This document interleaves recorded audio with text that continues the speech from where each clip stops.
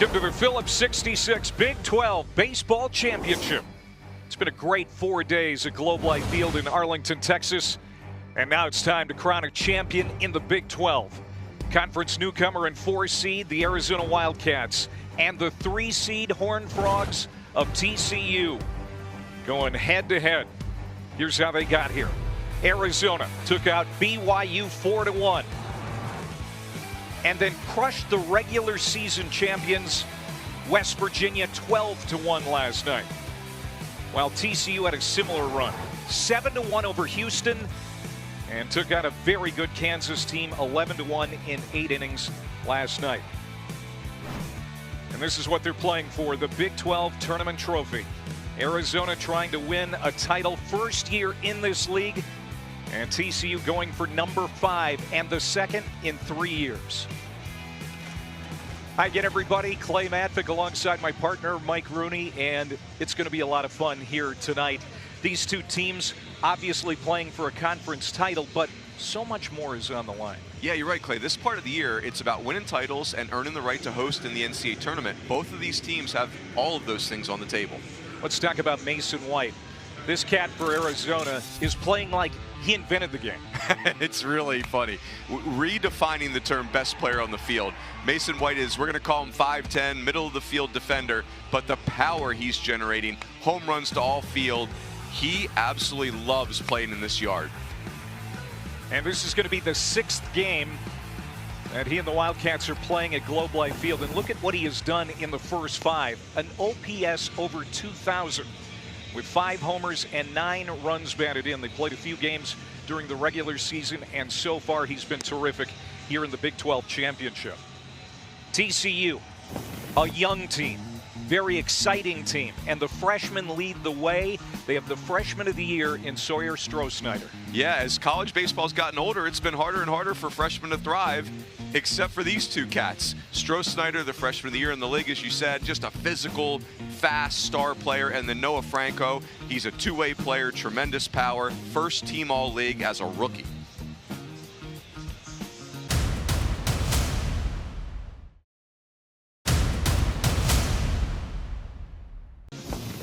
Well, TCU has been riding freshmen all year. Why not start one in the Big 12 title game? Nate Stern, right-hander from Los Angeles, will make his first career start. He's been steady in the bullpen. How will he respond tonight as the game begins? I'll tell you what, Clay, we may need to start checking IDs for TCU's freshmen, because Nate Stern is enormous, and it's an enormous fastball. Going to be up to 95. We may even see a little bit more with the adrenaline pumping of a title game. Well, the Wildcats have been so dominant offensively. And Brendan Summerhill had a good night last night. Many of the Wildcats did. He has a team-high .388 batting average. Yeah, and Summerhill is a dynamic force at the top of the lineup. He's got strength, but he also is a flyer. And there's Mason White. He'll bat third as we're ready to go. Time to crown a champion in the Big 12. First pitch swinging is Summerhill, and he's going to loft it out to left field. That's where Isaac Cadena will be patrolling tonight. 1 up, 1 down on 1 pitch for Nate Stern. The TCU defense, it has been pretty to watch. Played errorless ball the entire tournament. Brunson's in center, Franco in right, Jack Bell at third, Anthony Silva, Colton Griffin is back in the ball game tonight. Cole Kramer playing first base, and Nolan Traeger, another freshman behind the dish. Incredible. And now, of course, Anthony Silva at shortstop is just an absolute staple for TCU baseball. 1 out for Aaron Walton, junior center fielder. Was 0 for 4 with a couple of strikeouts in the BYU ball game, but 2 for 5 with a 2-run double against West Virginia. He's a transfer from Sanford.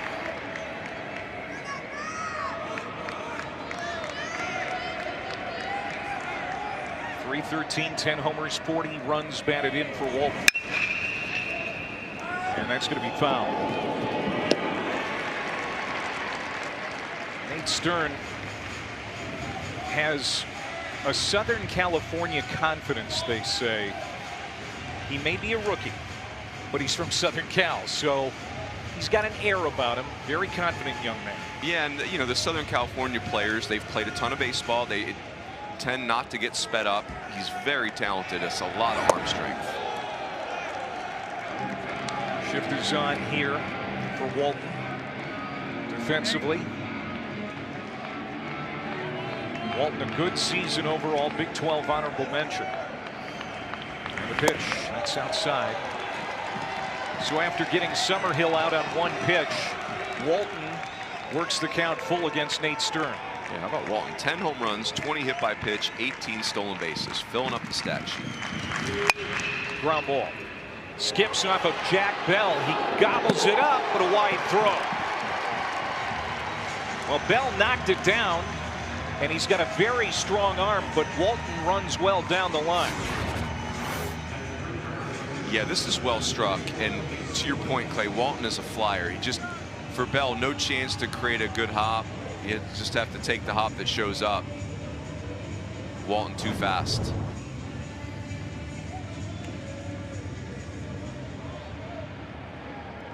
Aaron Walton, best base stealer on this Arizona team with 18 stolen bases. On for Mason White. He swings at the first pitch, pops it up behind home plate. Traeger has a beat on him. And what a gift that is for TCU as Mason White, the hottest hitter in this tournament, is retired on one pitch. Didn't know he could make it out in this building. Now you see the one thing about Mason White is, despite not being a very big guy, it's a very healthy hack. He is spending the entire dollar, and that's going to lead to a ton of power, but you're going to get some mishits like that too. By the way, Jack Bell charged with an error.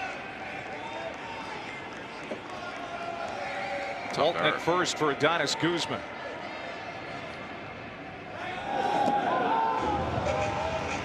The fielding for both of these teams has been superb so far in this tournament. Yep, no doubt. And I think Walton will try to put some pressure on Stern here. Stern's a freshman. He's been a reliever. Probably does not hold runners super well. Adonis Guzman, 4 for 9, 4 runs batted in here in the Big 12 championship. Second year at Arizona, a transfer from Boston College. 1 on, 2 out. And the 1-0 from Stern, also a fly ball.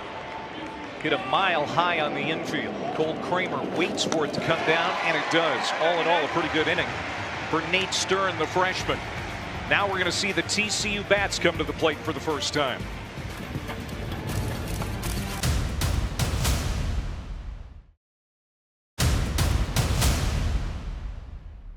Arizona goes quietly in the top of the first inning. Now the 3-seed TCU coming up. And it's a very good offense. Hitting .302 as a team, 26 hits in the last 2 ball games. We've talked about Stroh-Snyder, but another freshman, Nolan Traeger, lurking there in the 6-hole on a 12-game hitting streak. I mean, it's crazy when you look at this TCU lineup. You've got 2 freshmen in the middle of the order and a freshman catching every day. You would say, well, of course you had a bad year. Well, no, actually, we're playing to host in the NCAA tournament. Yeah. So it's really a special group of rookies for TCU. Well, Arizona's going to counter with a freshman of their own, Smith Bailey, out of Peoria, Arizona. Really one of the best freshman arms in the country. I mean, just to be a true freshman and be making your 15th start of the season is remarkable. He's been pitching on the weekend from the jump. He's a strike thrower, and it's advanced feel for multiple pitches, and that's allowed him to survive. The key is keeping his velocity to keep people honest on those off-speed pitches. Well, he'll try to do that. It's Jack Bell who's ready to lead it off. And Bell was amazing in the leadoff role last night. 3 for 5 with 5 runs batted in. 4 for 7 in the championship. And he's riding an 8-game hitting streak.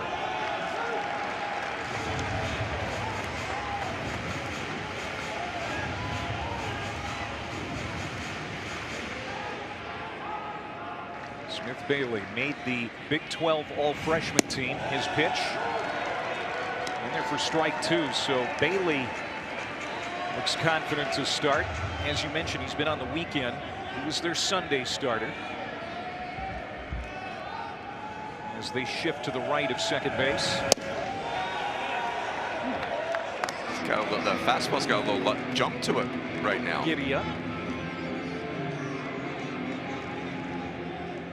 This is the third straight conference tournament title game for Arizona. One sprayed down the line, foul.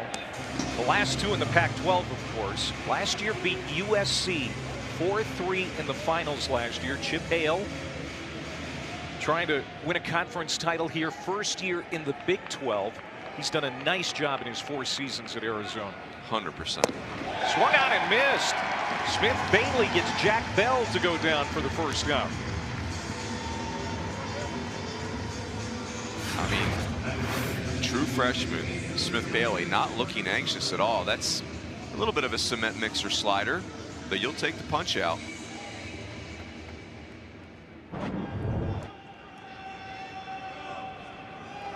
And now it's good rookie against good rookie.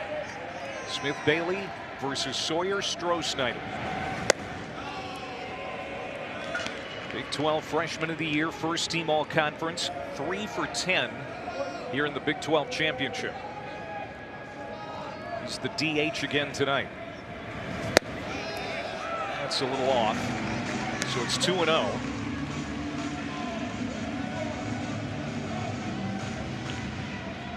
Mom snapping pictures again. Oh, the number on the hat. That's a good look. And she's all bedazzled. 2-0 pitch. Checked his swing. Did he go? No. 3-0 count.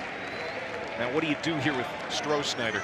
I mean, I don't think they would greenlight him in the first inning. I would say though, like, hey, you're a freshman throwing a 2-0 slider and you're a freshman taking a 2-0 slider. That's good stuff. 3-1. So Stroh-Snyder, a terrific outfielder.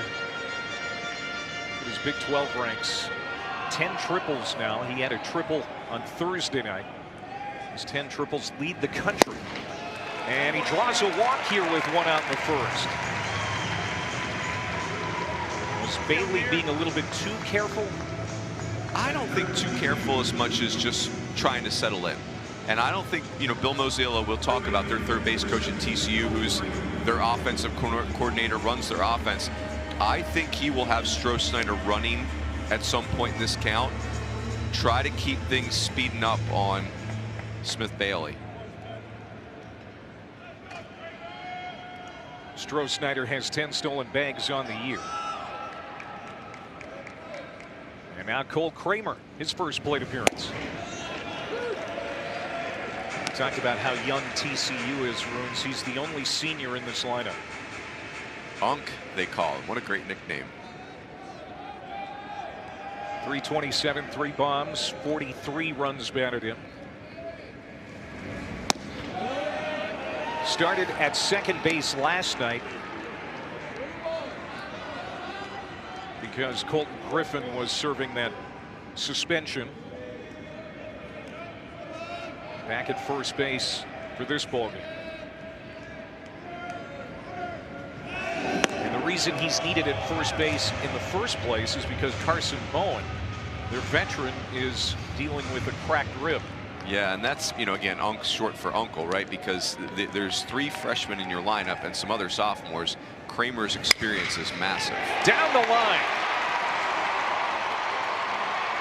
Stroh-Snyder is going to head to third. And galloping into second with a stand-up double is Cole Kramer. His 5th hit of this tournament. And again, this is the value of experience, Clay. This is Smith Bailey trying to throw a slider in there to just steal a strike. And Cole Kramer's been playing college baseball for 4 years. He's seen a lot of sliders. And absolutely turns and burns on that one. And TCU is often moving here.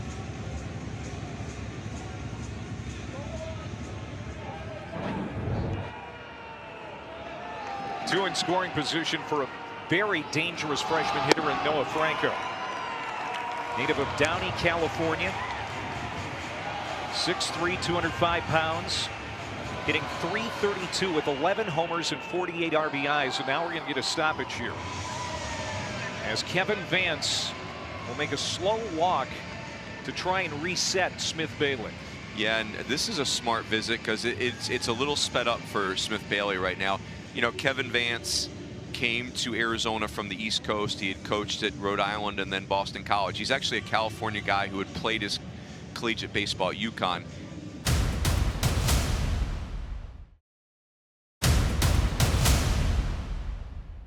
Chip Hale, I remember a couple years ago, Clay, if you remember in 2023, Wake Forest, who plays in a very hitter-friendly parks, had the #1 pitching staff in the country.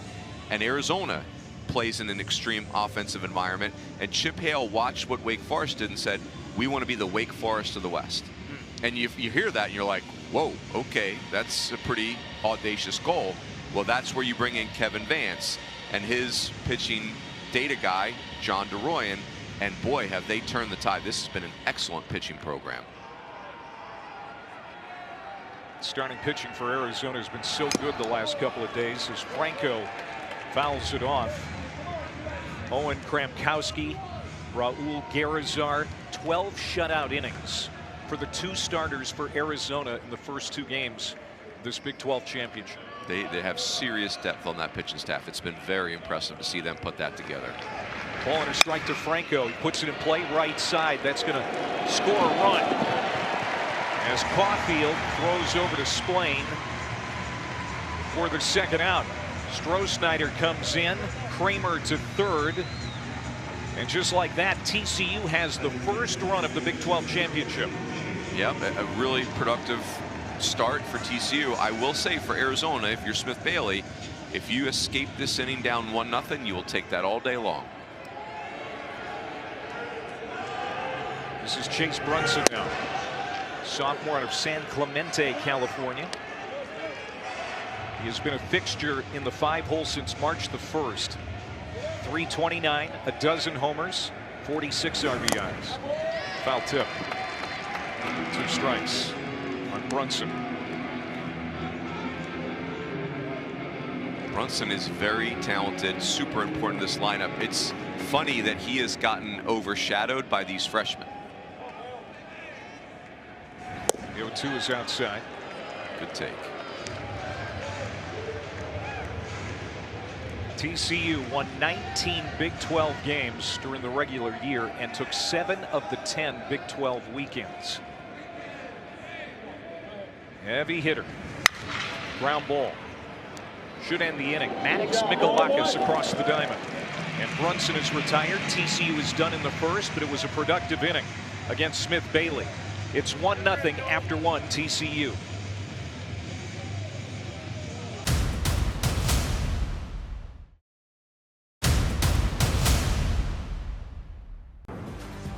The Phillips 66 Big 12 Baseball Championship is brought to you by Phillips 66, proud sponsor of Big 12 baseball. TCU knows how to win this tournament. They've done it 4 times in 11 years. And in 3 of those seasons, they went on to Omaha. We'll see what happens this time should TCU prevail. They're leading Arizona 1-0 after 1. Both TCU and Arizona just dominated. After receiving a bye on Wednesday, Thursday, and Friday, they came in here and were wall bangers. These 2 clubs have been very impressive this week, no doubt. Maddox Michalakis followed by Garen Caulfield and Andrew Kane. 5, 6, and 7 here in the second for the Cats. Michalakis, a junior from Hopkins, Minnesota. 3 for 8 with a run batted in here this week. Played a lot last year, but this is really his first year as a consistent starter. Yeah, it was really big late in the year last year for Arizona. Had a huge fall too. Like, it took the end of last year where he was hitting cleanup for Arizona after not even being a starter earlier in the year. Had a huge fall, and he's had a, I'd say a really good year for his first time. Right into the shift. Long throw for Colton Griffin, but Michalakis is retired. First down of the Arizona second.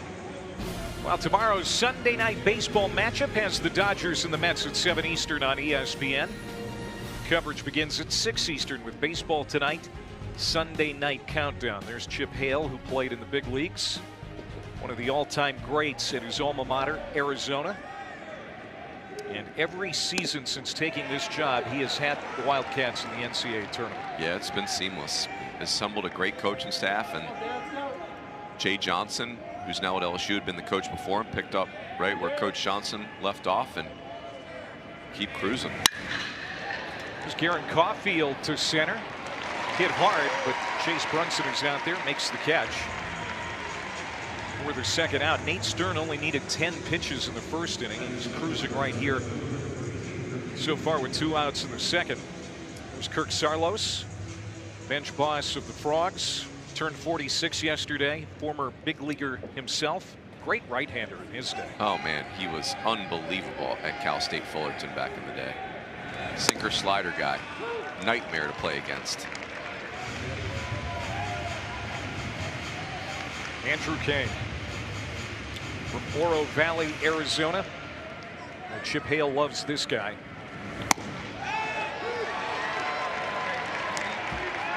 He's behind in the count here, 0-2. Multi-sport athlete from Ironwood Ridge High School in Tucson. Was just a great basketball player. How about that? He can hit too.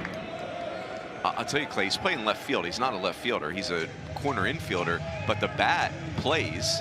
And so when the injury started to happen for Arizona in the outfield, Andrew Kane became an option, and he just won't let Chip Hale take him out of the lineup.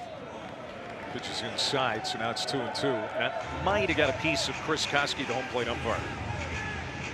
He's trying to walk it off. Tell you what, the umpiring the last 4 days has been fantastic, especially the strike zone. Yeah. You know, we were talking to the coaches down on the field prior to the title game here, and they were pretty complimentary. Which, you know, coaches, that's tough to get them to compliment umpires. Yes.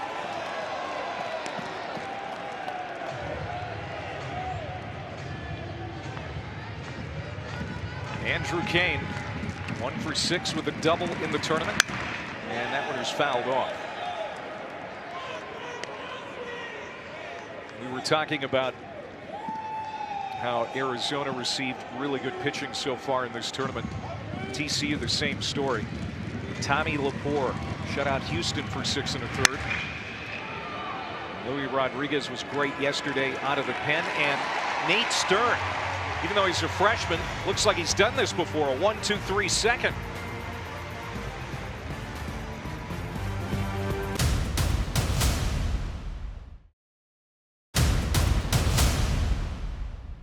In Arlington and the Phillips 66 Big 12 baseball title game, and these are 2 of the great programs in college baseball. I mean, Arizona with the 4 national titles, that is not a small number. Jerry Kindle, the Hall of Famer with 3 of them. Manny Lopez with 1 in 2012. And then for TCU, don't forget, 2014 and 2017, Omaha in 4 straight seasons under Jim Schlossnagle. Of course, Kirk Saarloos and Bill Mosiello were part of that staff.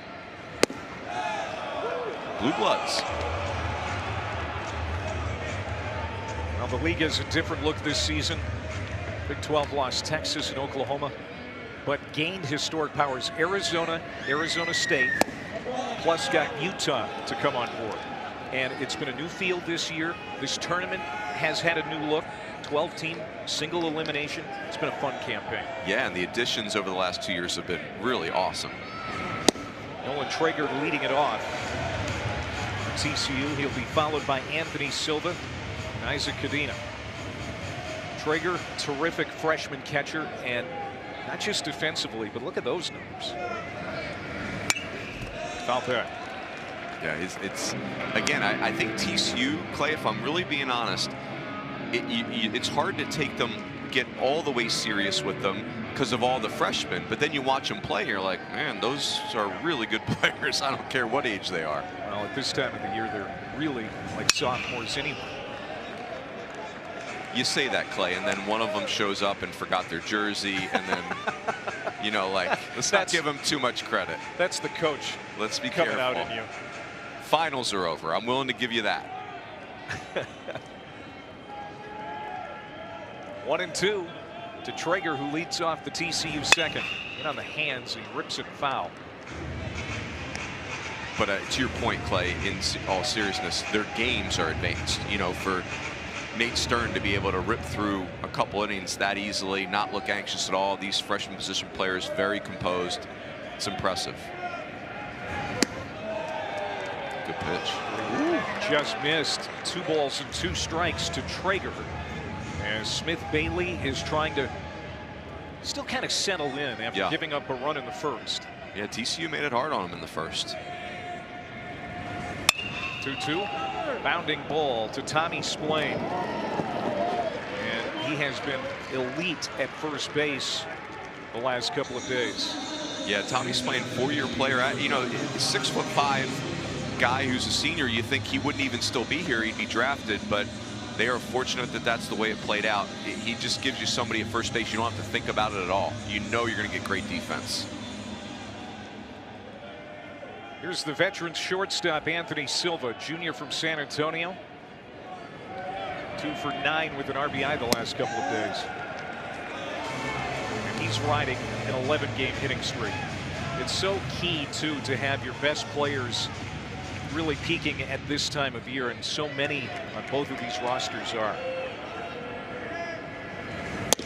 Well, I also like with Silva, you're excited to come watch TCU play because you just don't know what kind of play he's going to make. Like, everything's on the table for Anthony Silva at shortstop. Just a special defender. Helped TCU get to Omaha a couple of years ago. Tags this one to center. Running back is Aaron Walton. Ranges to his right, and right at the edge of the warning track hauls it in. 2 down. Clay, I'm not sure if I'm allowed to be critical of airports, but center field at Globe Life Field is similar to the E terminal at Charlotte International Airport. I think we call it the Soul Crusher. It is vast, to say the least. Now, you could build a ship in this building. Yes.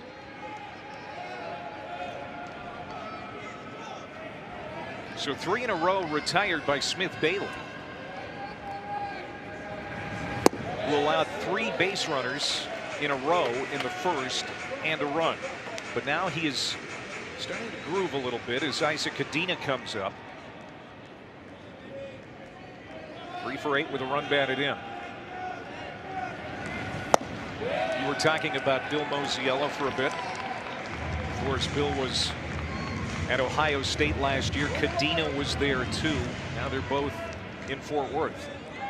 Yep, Cadena, Southern California player. That's been a great pipeline for TCU. Swung on and missed.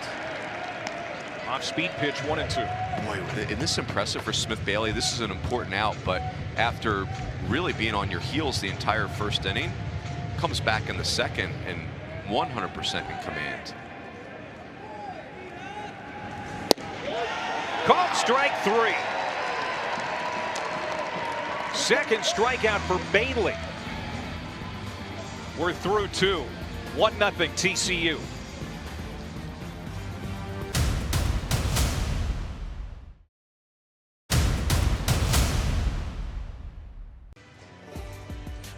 Well, D1Baseball.com projecting that 8 teams from the Big 12 will get into the field of 64 on Monday.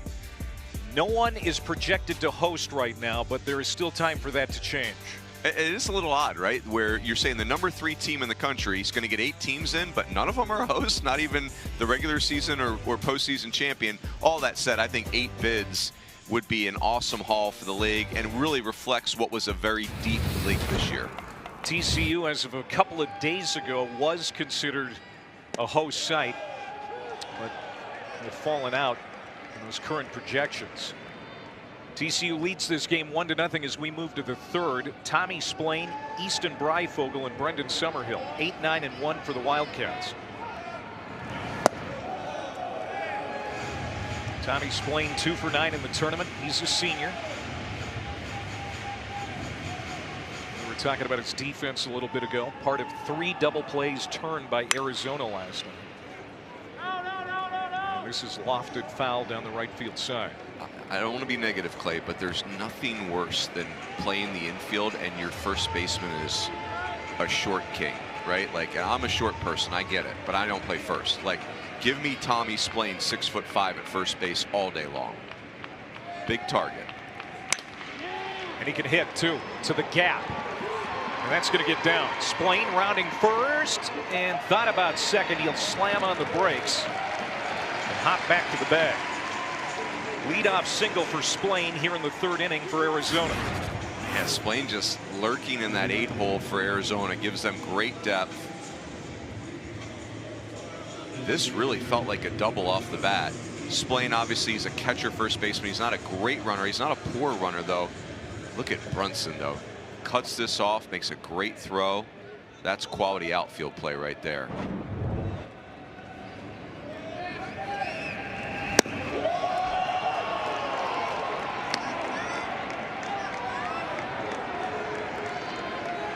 Ball and no strikes to Easton Breifogel, the number 9 hitter. He's a designated hitter who has battled some injuries the last couple of years. 3 for 8 in the tournament. Sophomore from Edina, Minnesota. And his bat has caught fire here in recent weeks. Yeah, this is a player they are very high on. He will not be a 9-hole hitter for the majority of his career. Can really run too. I'm keeping an eye on Nate Stern here, Clay. You know, it's if you look at his year, it's 14 appearances, 17.2 innings, and we're in the 3rd inning here. So this is a unique assignment for him today. Already activity in the TCU bullpen. Now keep in mind that Nate Stern, his career high is 3 innings pitched. So once probably, right? Yeah, and it was recently, May 10th against Cincinnati. Shin and Sloan. Double barrel in the TCU bullpen. Swung on and missed, and now Stern with an emotional reaction after that punch up. Well, the thing for Stern, Clay, I'm sorry, is the fastball is a very, very good pitch where he can throw it in a count where hitters are thinking about it and the pitch can stand alone. You don't have to trick anybody with that heater. First strikeout for Stern. And now back to the top of the Arizona order. We'll see what adjustments have been made. Summerhill was out on 1 pitch. His first time to the plate, flew out to left.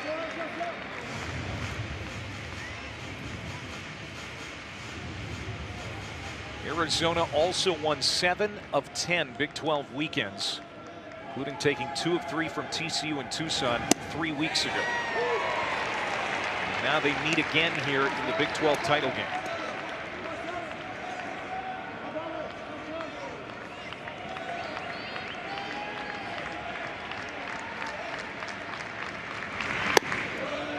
One and 2 to Summerhill. I would say, Clay, when you're facing Arizona, this part of this lineup, Summerhill, Walton, White, man, you got to make pitches. Really tough stretch here. The freshman's 1-2 pitch.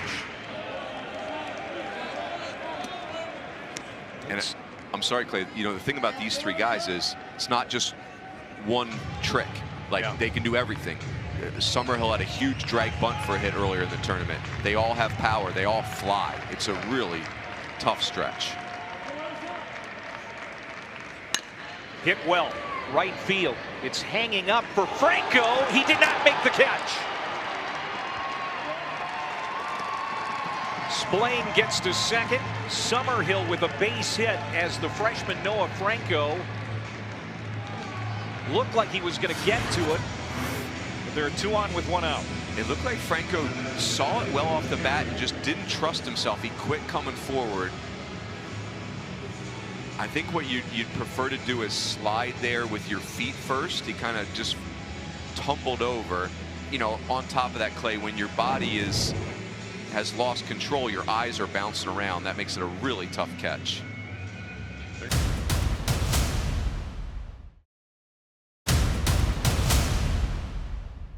Going to give Summerhill a base hit.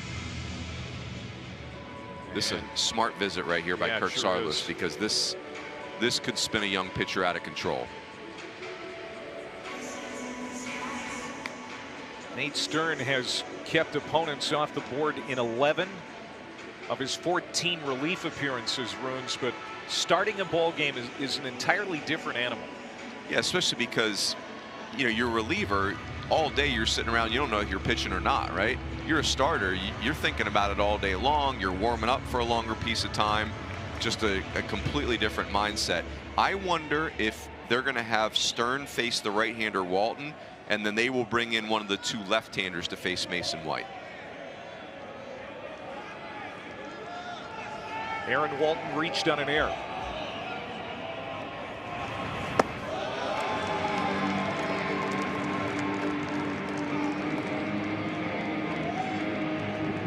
A couple of hits here in the inning for Arizona, their first of the ball game against Nate Stern. Tying run at second base. Strike to Walton, and with White on deck, man, he would love to get a ground ball to that left side because the shift is on over there. Yep. Now the thing is, Walton moves good. You're going to have to really be sharp to turn 2 on him. Ooh, look out. A little chin music. And did it hit him? Yes, it did. And remember, Clay, the advantage the umpire has is sounds that we don't necessarily have. Hit by pitch, for me, umpires are watching and listening.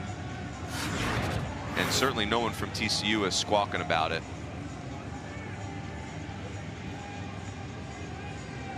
Oh,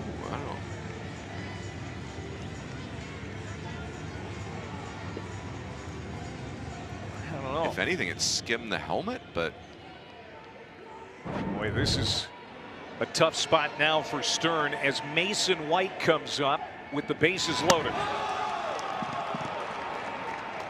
White was out on 1 pitch in the first inning, a foul pop to the catcher behind home plate. But he has 6 runs batted in this tournament, plus 3 home runs. And Kirk Saarloos is coming out, and that's going to do it for Nate Stern. Going to the bullpen here with 1 out in the 3rd inning. He's calling on Shin, the left-hander. Arizona threatening, bases loaded when we come back.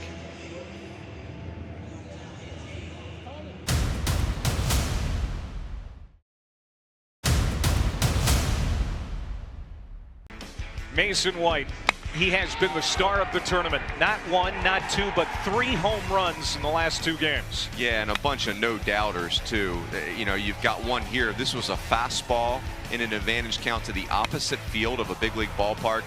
Now this is a changeup to the middle of the field where no one's been able to get out of here. 6 for 8, 7 runs batted in. And now you bring him to the plate with the bases loaded. This guy has had a knack for greatness here lately. Nate Stern is out of the game. The freshman making his first career start. The first couple innings went pretty well. Yep. I think if you were TCU, one of your hopes today was to not let Mason White hit in impactful situations, and that is not going to be the case now. Gianluca Shin making his 17th appearance this year. He hasn't gone more than 2/3 of an inning since April the 3rd. You know, in theory, Clay, he's coming in here to rip some breaking balls at Mason White. Left on left breaking ball, and I don't think there is a good option when you're facing Mason White right now, but if you had to pick one, which you do, left on left breaking ball is probably your best bet. Splain is at 3rd, Summerhill at 2nd, Walton at 1st. 1 out as Arizona is down 1 run here in the Big 12 title game. Winner gets the automatic bid to the NCAA tournament. Not that either of these 2 clubs need it. They're going to hear their names called on Monday. Strike to White. Last night was his 3rd multi-homer game of the year. He's been at Arizona for 3 amazing seasons. 1-1. Bounce foul, and now Gianluca Shin ahead in the count. How about that? I just think this is a tough assignment for Shin too, right? Like you come in and face the hottest hitter on the planet Earth, and it's going to be nothing but breaking ball.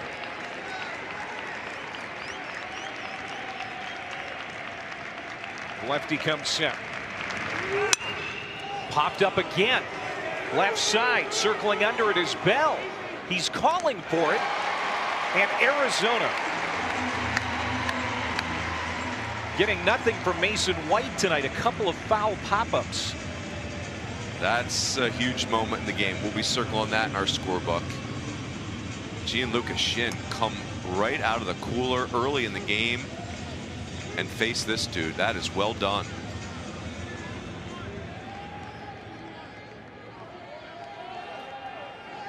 Adonis Guzman will try to deliver.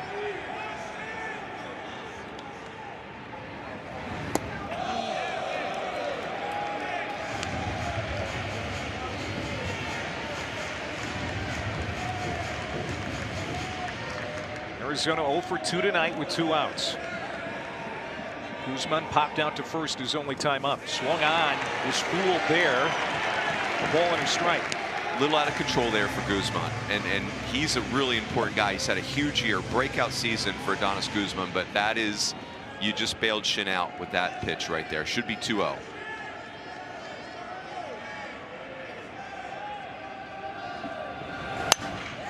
And now 1-2. Now that's good pitch calling right there. That's good sequencing. You get a guy that gets a little wild chasing your breaking ball, and you sneak a little heater in there.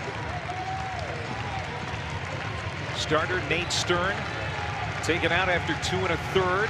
Left with the bases loaded. Gianluca Shin coming out of the pen, trying to keep Arizona off the board in a ticklish spot. Checked his swing and got a piece of it to stay alive.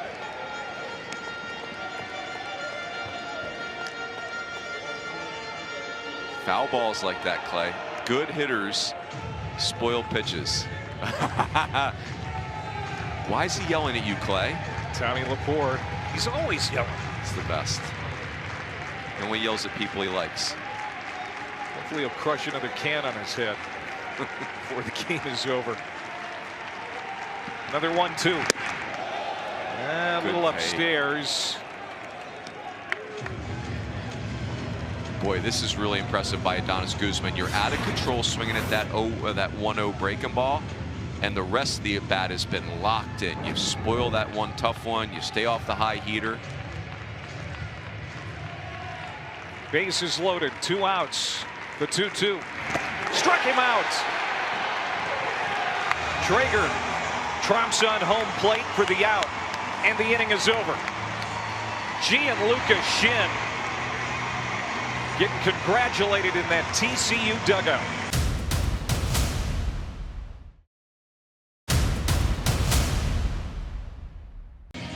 Gianluca Shin has now had 21 inherited runners this year. Only 3 have scored as Arizona leaves the bases loaded in the top of the 3rd inning. Clay, yesterday if we had told someone, or someone told us that a TCU reliever is going to have to face Mason White with the bases loaded today, we would say, well, best of luck with that, right? Like that, what a huge job. Mason White has been as good as anybody this week. Gianluca Shin stepping up, and that's a huge out.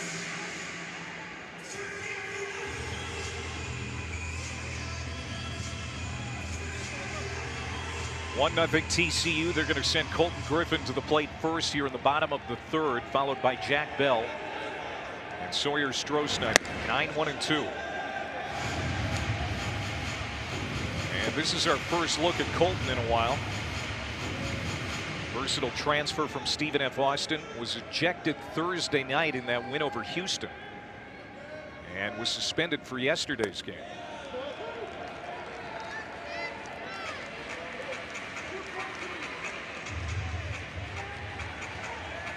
He's back at second base tonight, the sophomore from Spring, Texas. Hits it on the screws into right field, base hit. We've seen Griffin in the leadoff spot quite a bit this year. He's a very good hitter. Yeah, a good athlete. And I like the way he runs that at bat. He shows bunt, gets the defense thinking about that, stays on the fastball right there. And another guy for TCU, where they can get into their team offense here. They can execute, they can hit and run, bunt, steal. It's all on the table. Griffin missed the party last night. Gets involved early here in this ballgame. Jack Bell up again. Struck out his first time up against Smith Bailey.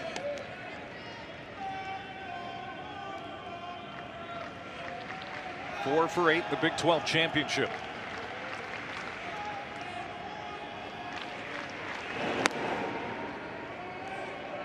Smith Bailey starting for the second time against the Frogs in 2 weeks. Took the loss against TCU on May the 4th. As that's a strike on the outside corner. Gave up 4 runs on 5 hits. He walked 3 in 3 innings. So Smith Bailey was not around long in that ballgame. I mean, I just so impressed that he is making his 15th start today. That is unheard of for a true freshman. Stroh-Snyder floats it down the line. Long run. Kane trying to get there, and he can't. Stopping at second base is Griffin. It is a blue base hit down the left field line for Jack Bell. He'll take it. 2 on and nobody out. Again, Clay, in fairness to Kane, he's playing the outfield just because of the way the injury situation has played out for Arizona. I feel like he didn't trust himself here. He was going to get there, but watch him start to pull up. He was going to get there. Not sure if he thought maybe Mason White was going to make that play. Those are the things that it's going to take a lot of repetitions to get caught up. Now Stroh-Snyder at the plate.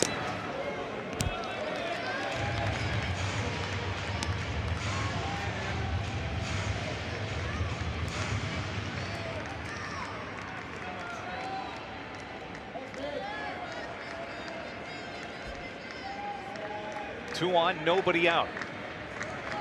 Oh, they got him. Picked him off. Griffin in a rundown. And he's tagged out by Mikalakis. Bell advances to second on the play. But Griffin runs TCU into the first out of the third. Oh, man. I mean, Arizona is extremely well coached on the mound and really overall. And you're facing a team like TCU that wants to run. It's an obvious situation because you got a freshman on the mound who's getting sped up. That's a brilliant pick call.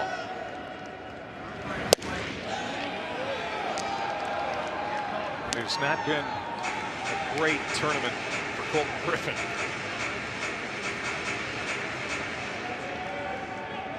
Now 1 out. Yeah, with nobody out, that's a tough out to make, no question. Stroh-Snyder walked and scored the only run for TCU back in the first inning. Came in on Noah Franco's ground out.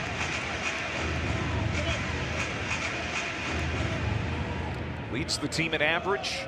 Also has 50 runs batted in.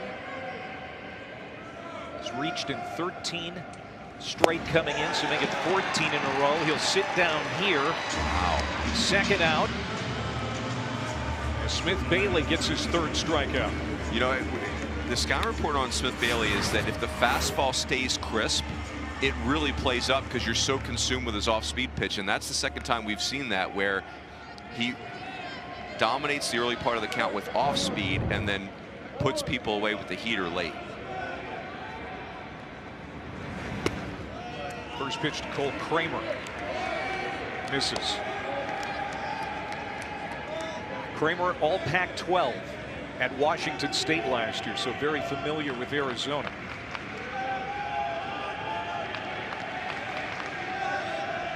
Chance to drive in a run here. Drove in 3 runs.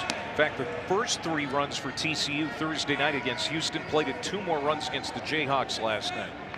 He's had a good tournament. Yeah, and he's a perfect fit for this lineup with all this youthful energy for TCU.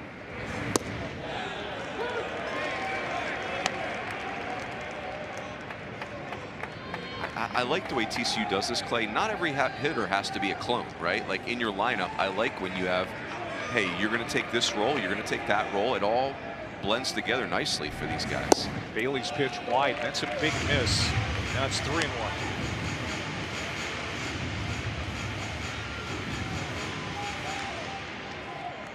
Big pitch here.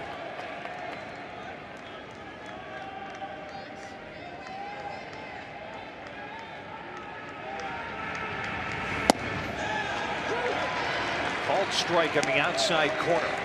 Kramer didn't like it. Now he's talking to the umpire. Diplomacy. Diplomacy. Smart play. Senior move right there. Internally, though, different message. Kramer doubled his last time up. Payoff pitch. Fly ball to right. Summerhill is there. And that's going to do it. TCU had a big inning, but it melts down.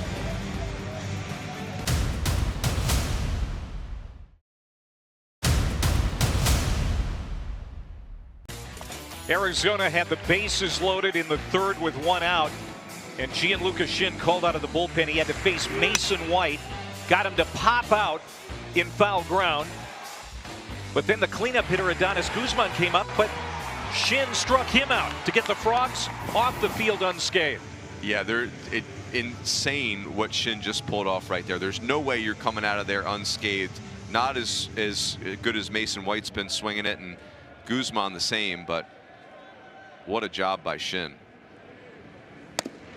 Freshman Nate Stern made the start.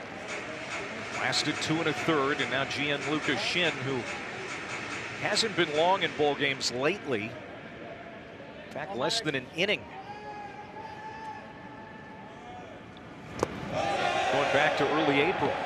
See, he didn't go. Maddox Mikalakis leads it off here. So we'll see how long Shin can go for TCU.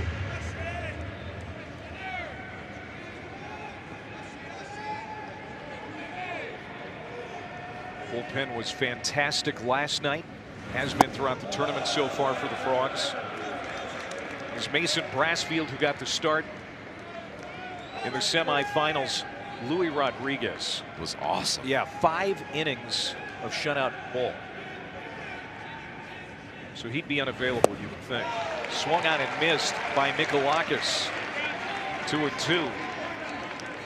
You know, as good as the TCU pitching's been, Clay, and I want to give credit where credit's due, the Arizona hitter's approach has been a little loose. You know, chasing, expanding the zone.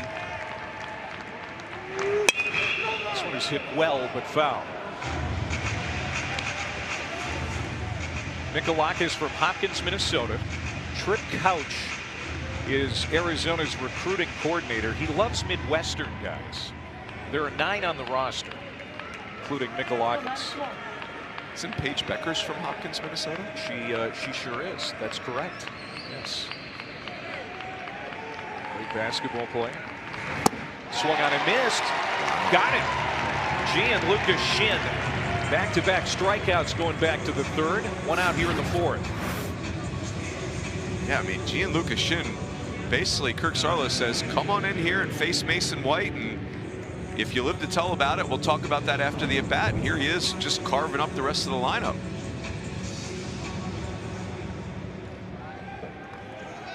One out for Garen Caulfield.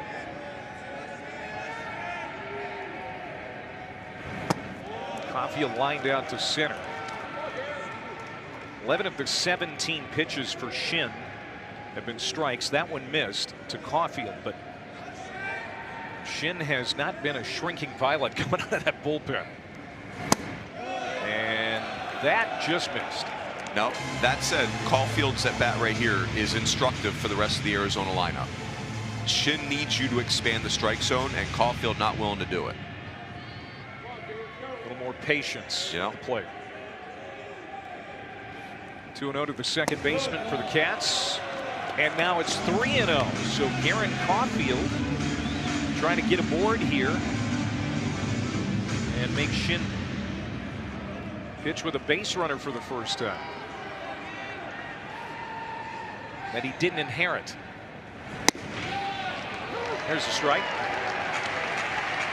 I think Caulfield, who's an uber veteran right now, he can be very selective on this 3-1 pitch. You're almost certainly getting back-to-back fastballs. get the one you really want here. Ooh, just tardy.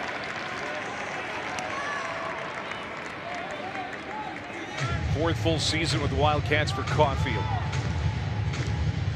His 223rd game in an Arizona uniform. That's top 5 in team history. He's not going to catch Chip Hale, though. He's the program record holder with 255. But he is going to go down looking here. What a pitch sequence for Gianluca Shin. Fell behind 3-0 and got the strikeout looking. Gianluca Shin is feeling it. Fell behind 3-0 Clay and rips a 3-2 bender in there for the backwards K. Well done.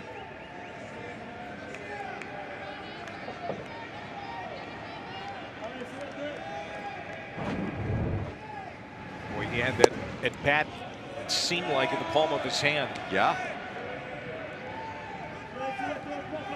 And now Andrew Kane, who lined out to center in the second inning.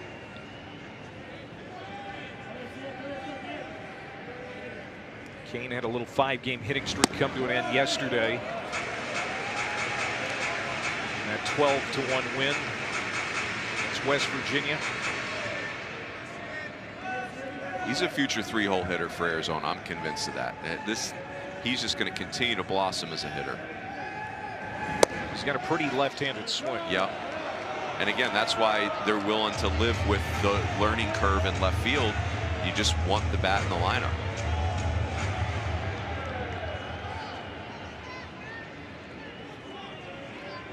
Two outs, bases empty, the 3-0. And again, Shin buries a strike when he needs to. 3-0 counts, Clay. Not a great way to live, but you know, who am I to judge Mr. Shin right now? Maybe pitching backwards is his thing. I don't know. He's hustling them. 3-1. And that missed. No, it caught the inside corner. Andrew Kane was taking a step toward first base, but now it's a full count again. Yeah, this breaking ball just kind of, I don't know. That feels ballish to me. Kane would agree with you. Shin does it again. Mercy. Gianluca Shin has struck out 4 in a row. We'll talk to Chip Hale, the Arizona coach, next.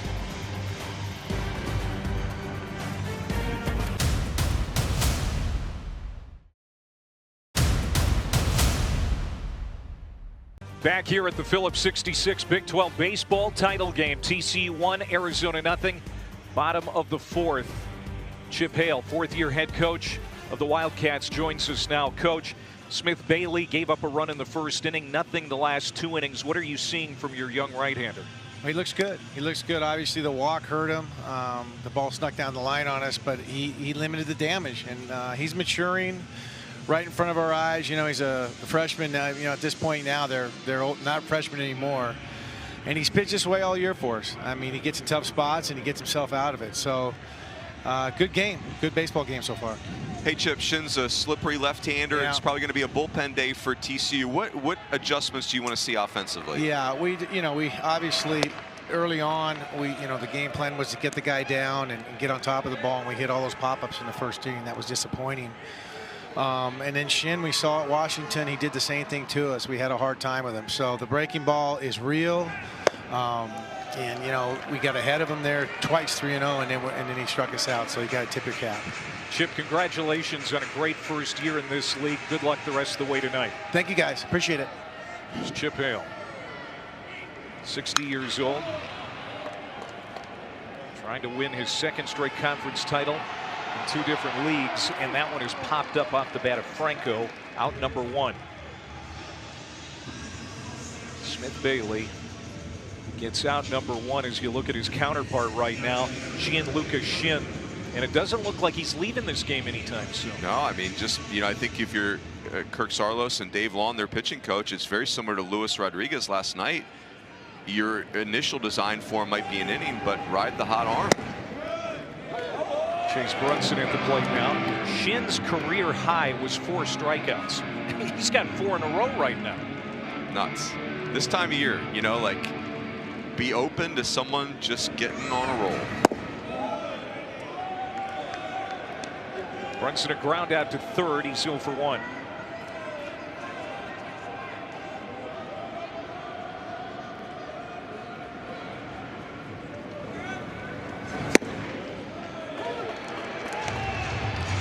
The strike zone is bigger, I think, tonight for Chris Koski. I still feel like both teams are adjusting to it. Yeah.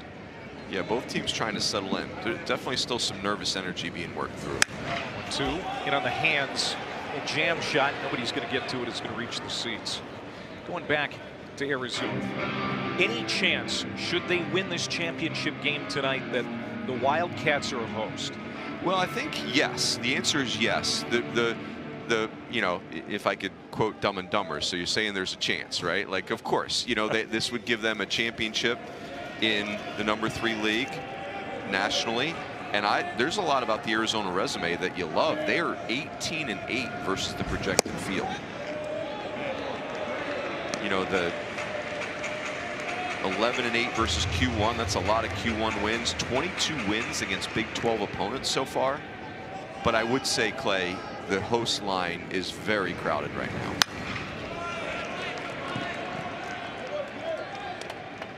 Let's go to their resume. RPI is 29. That's not a bad number. And you see the wins and losses against the top 50. 22 wins. So played a tough schedule, and the RPI is good. That's certainly in their favor. Strike on the outside corner. Smith Bailey gets Chase Brunson looking for the second out. I would say too, Clay, Arizona's strength of schedule 59 is fine. It should be higher. You know, they played 6 games against Grand Canyon and San Diego, who were both NCAA tournament teams last year. Played 4 games against SEC opponents. They beat Mississippi State and Texas A&M, who was the preseason #1. Played 2 ACC schools. It's just some of those teams haven't had the years that everyone thought they were going to have. Yeah, and for Arizona, the one thing that's holding their hosting resume back, which again, I like it, but they did lose home series to Baylor and Utah, and they lost a series to Texas Tech on the road. So the depth of the league, the depth of the Big 12 giveth and taketh away.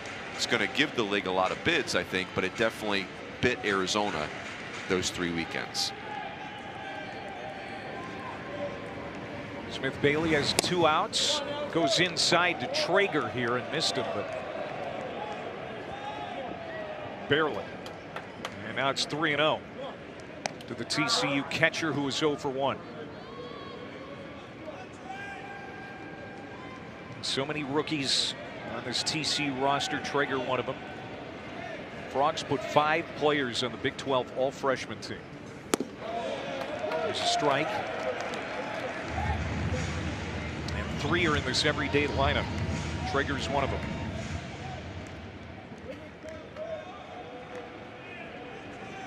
And they shift quickly. And now full count. Smith Bailey saw Gianluca Shin battle back from 3 balls down a couple of times, and now he's following suit. Yeah, and this Chris Koski's been consistent here, Clay. Like, the zone's got some size at the top. 2 strikeouts to end the inning for Smith Bailey, and we have played 4 here in Arlington.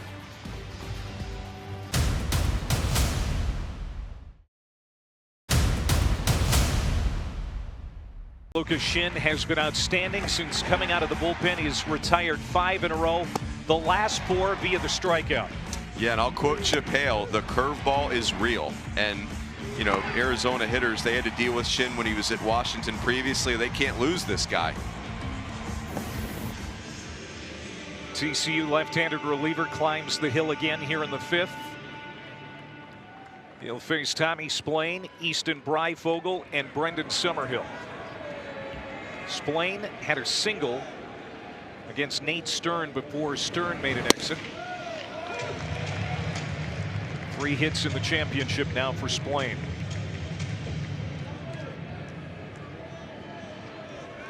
I think you hit on this, Runes. He came to campus in Tucson as a pitcher and catcher.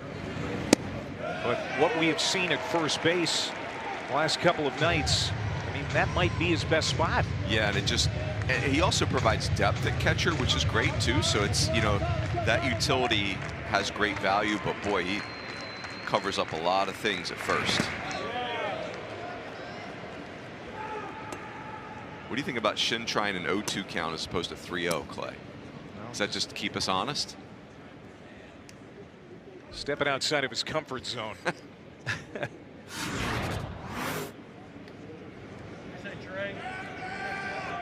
Oh, man. Did that get him in the neck? Sure did. Collarbone, shoulder edge. And there's an unwritten understanding that umpires and catchers have with each other that should one take a ball off the body or they need a second to recover, the other one goes out to the mound. Just kind of slow the action down. And yeah, it's not going away, the pain. And now a trainer is going to come out to look at Nolan Traeger. Man, you just hope it's not his collarbone. There is padding there, but the ball can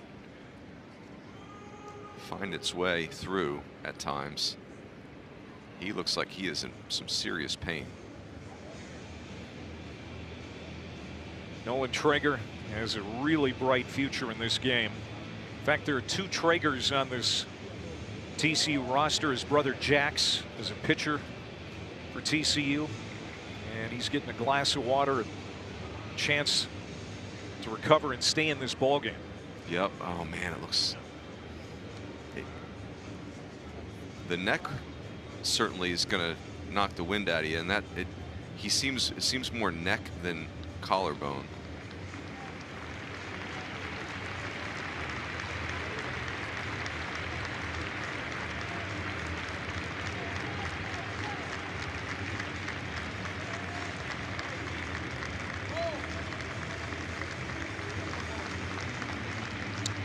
Isaac Cadena, left fielder, came over to the TCU dugout. They're going to make some personnel changes here because it's obvious Traeger can't stay in this ballgame. Yeah, just really concerning the way Traeger's walking. It's something that's really bugging him.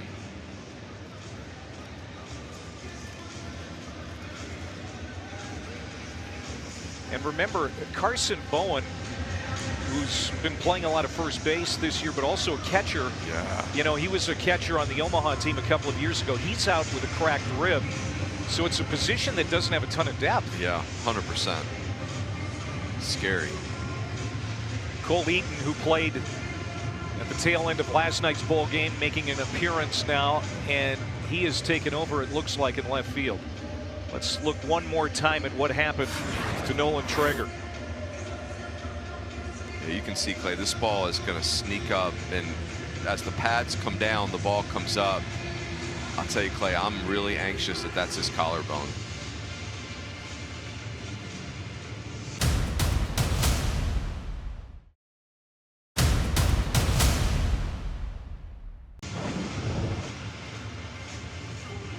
Yeah, Cadena is scrambling to get suited up here and take over behind the dish.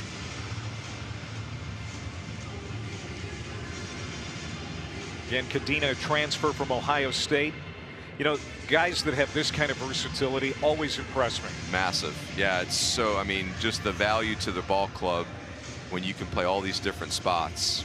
I mean, Cadena literally can play infield, outfield, catcher. Incredible value. This is the Big 12 Baseball Championship title game between the 4-seed Arizona, the 3-seed TCU. We're at Globe Life Field, the home of the Texas Rangers. He's Mike Rooney, I'm Clay Matvick. Both of these teams projected to be 2 seeds in the national tournament when the selection show happens on Monday. And there's a chance that both of these teams will improve their stock in being a host by winning a title here tonight. Yeah, and TCU in particular, as we've followed the projections through the week, Clay, TCU has been a host. They've not been a host. It's changing by the day. It's changing as results come in. TCU has a very strong hosting resume. You know, I'd say the one thing for both of these teams, their resumes lack a championship. They lack a title. So for TCU, you were the 3 seed in the regular season. Your metrics are very strong. You can see your RPI, Clay, that's 16th out of 307. Your strength of schedule is 16th out of 307 teams. Played an incredible midweek schedule on Tuesday nights. And look at that, 20 wins over the RPI top 50. So TCU adds a Big 12 tournament championship to their resume. That could change things. 1 ball and 2 strikes to Tommy Splain after that injury timeout. And after the timeout, Splain looks at strikeout number 5 for Shin. And that is 5 in a row.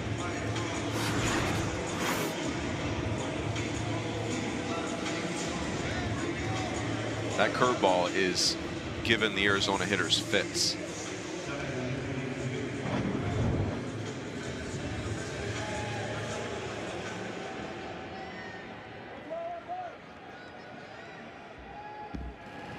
Easton Breifogel now with 1 out.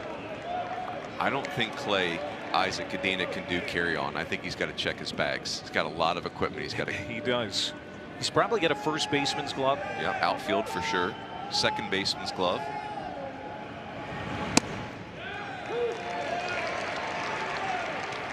A lot of strikes being called right now, and players on both sides need to adjust. Yeah, that's it. I mean, the zone is the zone. It's been very consistent from Chris Koski, and now it's up to which team can adjust the quickest. The 1-1.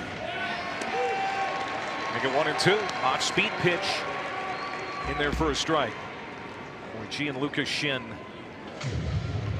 has struck out 5 of the 6 batters faced, 5 in a row since coming on with the bases loaded and 1 out in the 3rd. He got out of the 3rd inning. He's been on a tear since. Check swing foul off the bat of Breifogel, the number 9 hitter. There's the starter Nate Stern. He wasn't long in this ball game.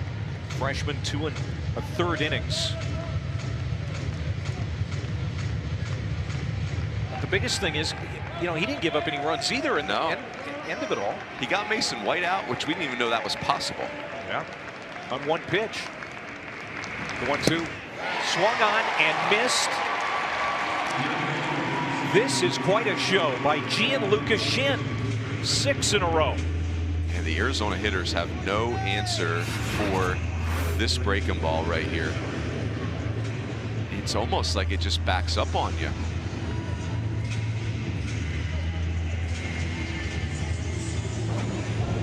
Again, his career high for strikeouts was 4 in 1 ball game.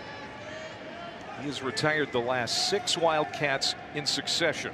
And now back to the top of the order. And Summerhill, who's 1 for 2 with a base hit.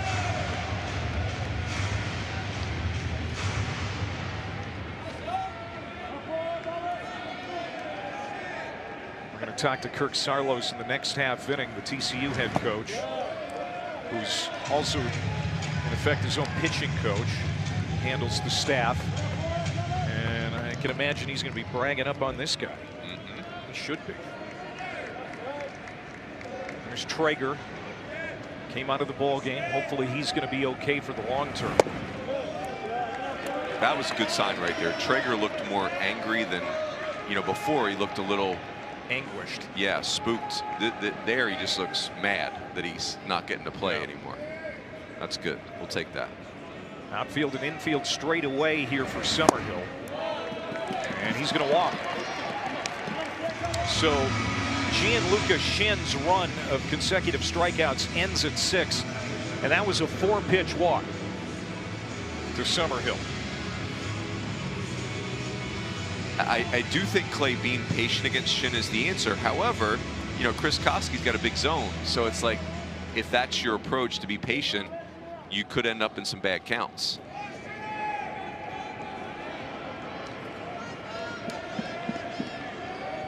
Aaron Walton has been on twice without a hit. Reached on an error in the 1st and was hit by a pitch in the 3rd.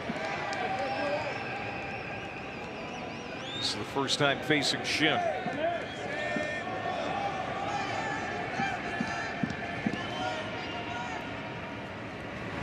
Another check swing.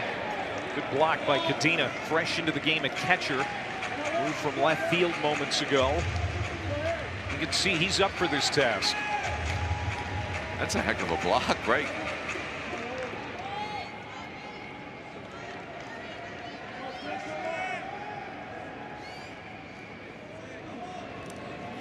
And that base runner is Summerhill. The 1-1. Up and out. Walton, Big 12 honorable mention. Couple of hits last night against West Virginia, looking for his first tonight as Arizona's trailing 1-0 here in the 5th. Runner goes, swung on and missed. And it's going to be a stolen base for Summerhill.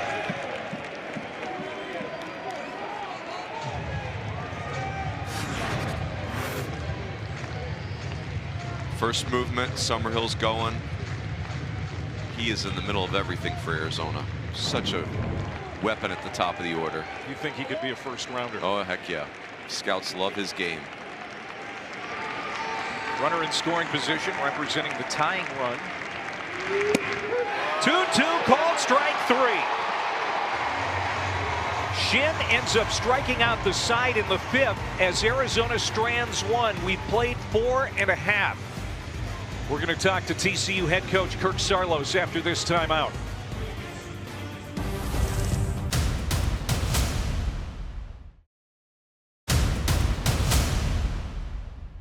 We go to the home half of the 5th inning. TCU leading 1-0 over Arizona in the Phillips 66 Big 12 Baseball Championship title game.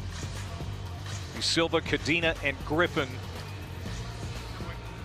to hit here in the 5th. Let's bring in Kirk Saarloos. Kirk, first question is, how is your catcher, Good. Traeger? Good. He took one off the neck and was super dizzy. Almost, Casey or Chris told me he almost fell down back there, and he was wanting him to come out of the game. So we just talked about, with this concussion stuff, the head or neck area.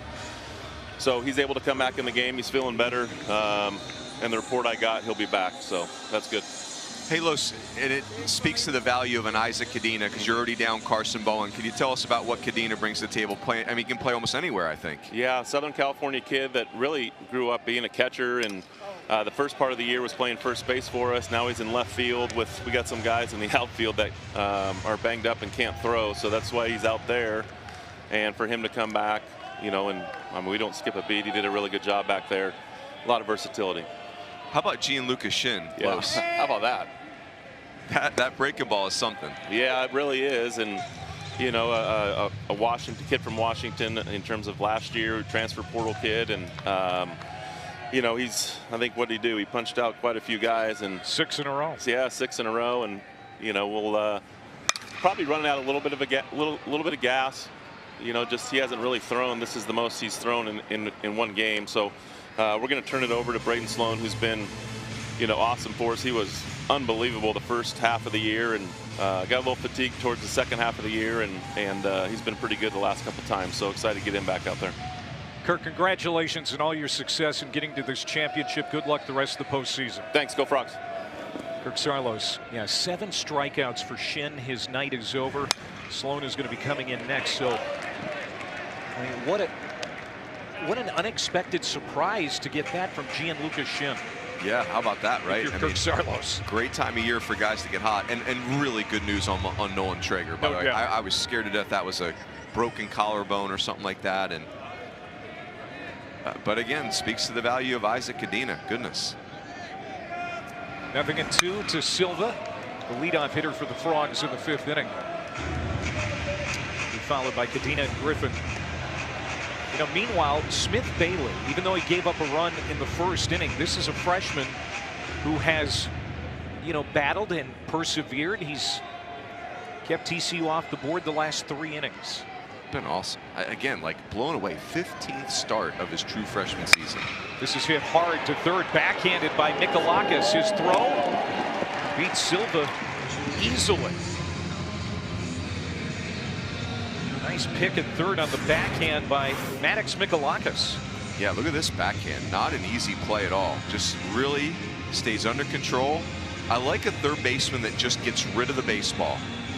Don't need to like set your feet 3 times right here. Just turn and give Splain a chance to operate if he needs to. That's well done. And now Cadena, who's moved from left to behind the plate. He'll wrap it into short right field, and he is the second out. So Smith Bailey continues to cruise. This is his 15th start this year, the most by an Arizona freshman since Kurt Heyer in 2010. Incredible. How about his, you know, Smith Bailey was a big recruit. However, the real coming out party was the 3rd week of the season. He has a Sunday start against the University of Tennessee, who had not lost a game yet. And he did not beat them, but it was a really tight game. And a lot of eyes on it. People were buzzing after that start, and he really hadn't slowed down since. 2 outs for Griffin. By the way, Heyer went on to become the ace for Arizona's 2012 championship team just a couple of years later. So that's promising for Arizona that Smith Bailey is turning in the season that he is. He's got a bright future. No doubt. Boy, that 2012 Arizona team, that was a fun group. Rob Refsnyder still playing. Isn't that cool? Coming in, Walton. He'll get there. And Griffin is out. That's another 1-2-3 inning for Smith Bailey. We played 5. It's still 1-0 TCU.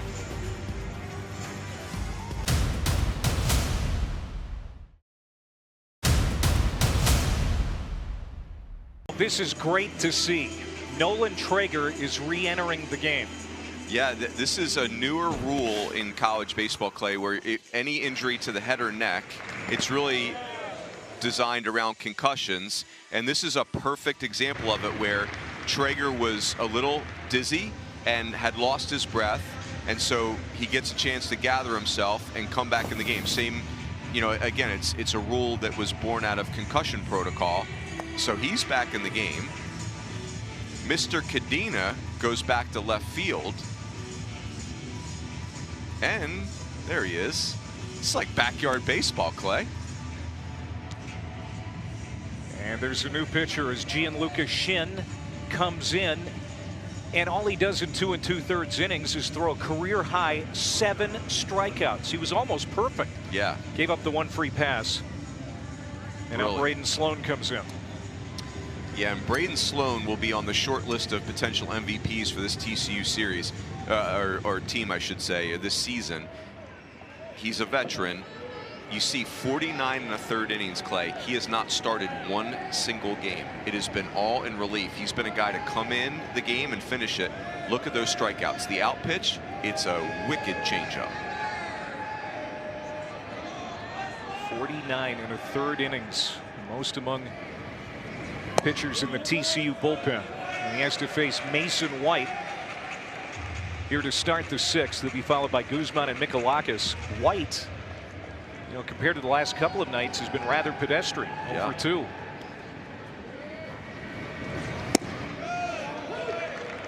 How about 2 straight relievers for TCU? Your first hitter, Mason White. Good luck with that. 6 for 9 in the title series. 7 runs batted in. Hits this hard, but right at the second baseman. Knocked down by Griffin. He recovers. Not in time. Good hustle by Mason White, who hit that ball really hard to Griffin, who bobbled it, but White beats it out. You know, Mason White scorches this, Clay, but he's been hitting a bunch of home runs this week. And watch Mason White sprinting out of the box right there. Just very easy for a hitter to get in home run mode where you lose the hard 90. Not Mason White. That's big. It's going to be an error charge to TCU, their 2nd of the ball game tonight. And that hit the batter. Adonis Guzman, the Arizona catcher, is limping down to first base. And if you're a catcher in this ball game, you better have good health insurance.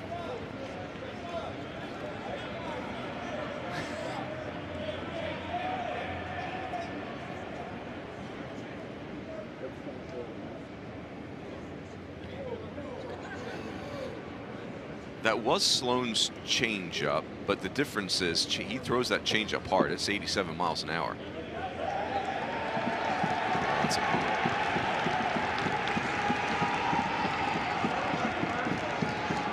Looks like Guzman is going to stay in the ball game, trying to walk it off. Guzman was never moving that fast to begin with. But fairness, so. Oh, come on. But he would argue with you. All that said, this hurts. Like, this hurts. Oh, goodness. That is. Guzman's reaction was pain and irritation. Transfer from Boston College. Oh, He's out of Valley Cottage, New York. And the guys with the bananas on their head are helping him stay in this ball game. They got quite a kick out of their teammate getting hit there, didn't they? I think they were encouraging him. That's a polite way to say getting on him. They were encouraging him. Yeah, well said. I like it. Arizona has something going here against Braden Sloan, the new pitcher. An error and a hit by pitch. 2 on, nobody out for Mikalakis. Again, the bunt this time gets it down, and it's a good one. Not a great throw over to first, but it is in time to retire Mikalakis, but the job is done. White to third, Guzman to second.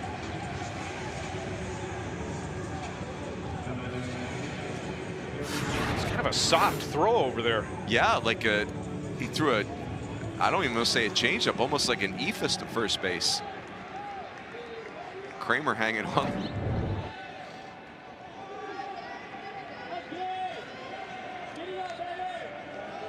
So 1 out for Garen Caulfield as Arizona can take the lead with a base hit.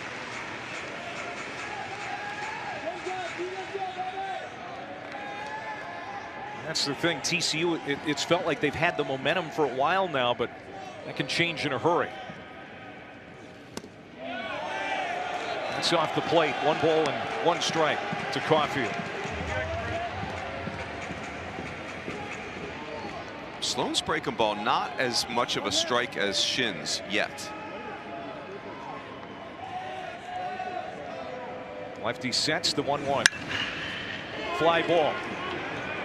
And the runner from third, White, is tagging. He is going to hold up. Great throw from center by Brunson. That ball wasn't very deep. White thought about it, but he made the right decision. I'll tell you the other part of this, Clay, for Chase Brunson is to be aggressive and take this ball. If one of the middle infielders has to catch this, Mason White is probably going to tag and chase and test them. But with the center fielder, it's a whole different animal. Really nice play.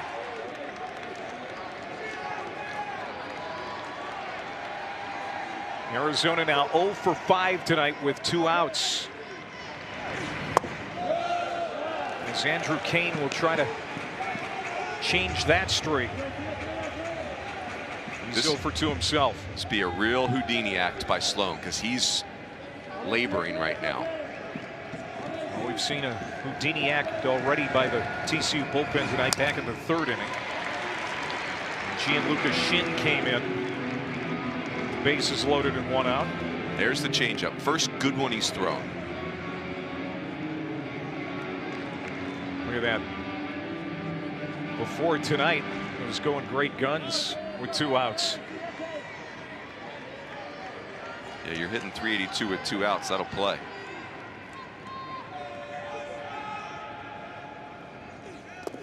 Oh, what a block. Are you kidding me, Nolan Traeger? Wow.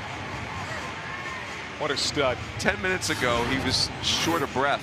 Now look at this block. I mean, off of 1 knee. Goodness. What a play.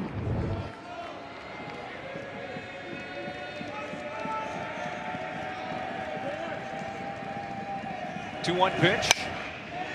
And now it's 2-2 to Andrew Kane. As TCU is trying to preserve this slim lead in the 6th inning. Big 12 championship game presented by Phillips 66. It's been a great week here in Arlington, Texas. 2-2. Got it! Oh, great change by Braden Sloan to get the Frogs back in the dugout.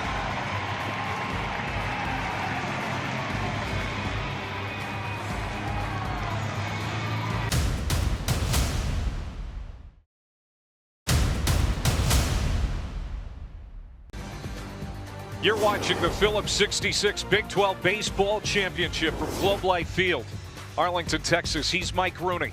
I'm Clay Mathick. And we're halfway through the sixth. 1-0 TCU. Arizona was 7 for 15 with runners in scoring position last night. 0 for 5 tonight. 5 runners stranded in scoring position. I mean, people have been making pitches in this game, Clay. Top of the order at the plate for TCU, leading by 1. Jack Bell, Sawyer Stroh-Snyder, and Cole Kramer. 1, 2, 3 for the Horned Frogs. Look out. Into that TCU dugout. They don't need anyone else getting nicked up now. Careful over there. Neither team does. We've not seen a lot of hits in this game, Bruins. No. 2 for Arizona, just 3 for TCU. Yeah, it's a healthy strike zone, but I think you got to credit the pitchers. I'm blown away by Smith Bailey, Clay. Like, just true blue freshman making his 15th start in a big league stadium. Chance for your team to earn a host spot, win a title, and he's been brilliant.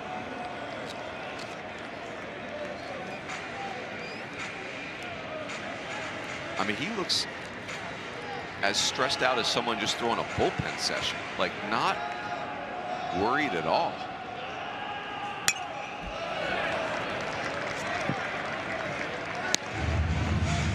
There's activity in the Arizona bullpen. That's the other part. He's, you know, conserved pitches only at 83. I will tell you, though, the bullpen for Arizona is a real strength. They've got several different weapons down there. It stays high. It's a full count. And we haven't seen their closer the last couple of days, Tony Pluta, yet. No, Pluta is a really interesting 5'9" cutter guy. Didn't misspeak. 5'9" and a really strong cutter. 3-2 to Bell. Back up the middle, and that's going to roll through for a base hit. Jack Bell, his second hit. TCU's in business here in the 6th inning.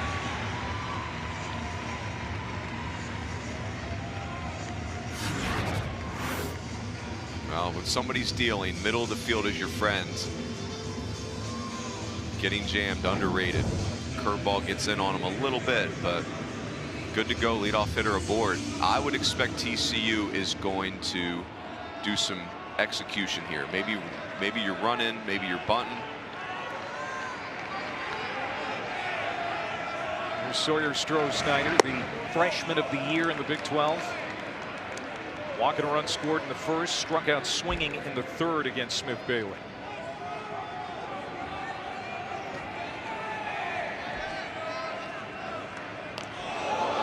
That was close play at first. Tommy Splain. I'll tell you, the Arizona defenders are going to say to Tommy Splain, "You're not allowed to graduate. I'm sorry, you have to stay." He's been fun to watch the last couple of nights. That's a good off-speed pitch to Stroh-Snyder. It's a 1-1 count.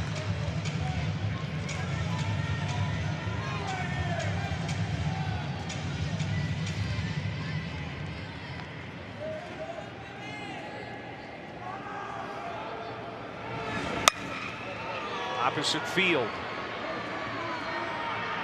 And that is going to be an out. Kane puts it away. And one away for Smith Bailey. They call him Big Seeds. That's his nickname. And it's because of his love of sunflower seeds. He's got it stitched on his glove. He got that nickname when he was a kid. Now, you could probably take that another way, too, especially in a big game like this. But that's his nickname. All right. It's certainly unique. Oh, he may be done. Man, I'll tell you what. What an outing. He has had a big night. tell you that much. Smith Bailey has kept this a one-run game, but he's going to turn it over to the Wildcats bullpen as Casey Hintz trots in. And Smith Bailey will get a nice round of applause from the Arizona faithful. We step aside here in Arlington.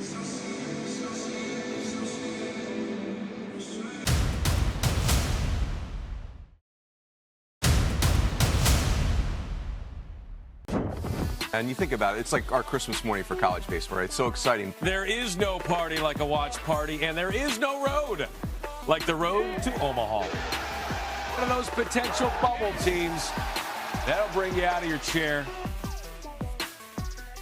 It's been great being in the saddle with Mike Rooney the last 4 days, but you're excused after this one tonight so you can get to the selection show for Monday. And then, of course, the regionals start on May 30th. Super Regionals on the 6th of June, and the 75th edition of the College World Series on the 13th. Can't wait. Let's go. Smith Bailey, what an effort, as Arizona's right in this game thanks to the freshman. Oh, man, he was brilliant. Just brilliant. Shockingly good outing for a true freshman. Casey Hintz comes in for Arizona. Illinois native, and decent numbers as he gets ready for his 20th appearance of the season. Yeah, don't let the numbers fool you, Clay. He is as maybe the most trusted guy in their bullpen, about to make his 71st career appearance. And a heck of an athlete. You see it's a very low arm slot. That's been an adjustment since he's been in Arizona. Casey Hintz came in as a shortstop center fielder, so he can really move off the mound if you try and execute on him. 1 on, 1 out, and Kramer knocks it foul. A ball and a strike to Cole Kramer, who doubled his first time at the plate. He's 1 for 2. Casey Hintz has been touched up a little bit his last couple of outings. 5 earned runs allowed in the last inning and 2/3.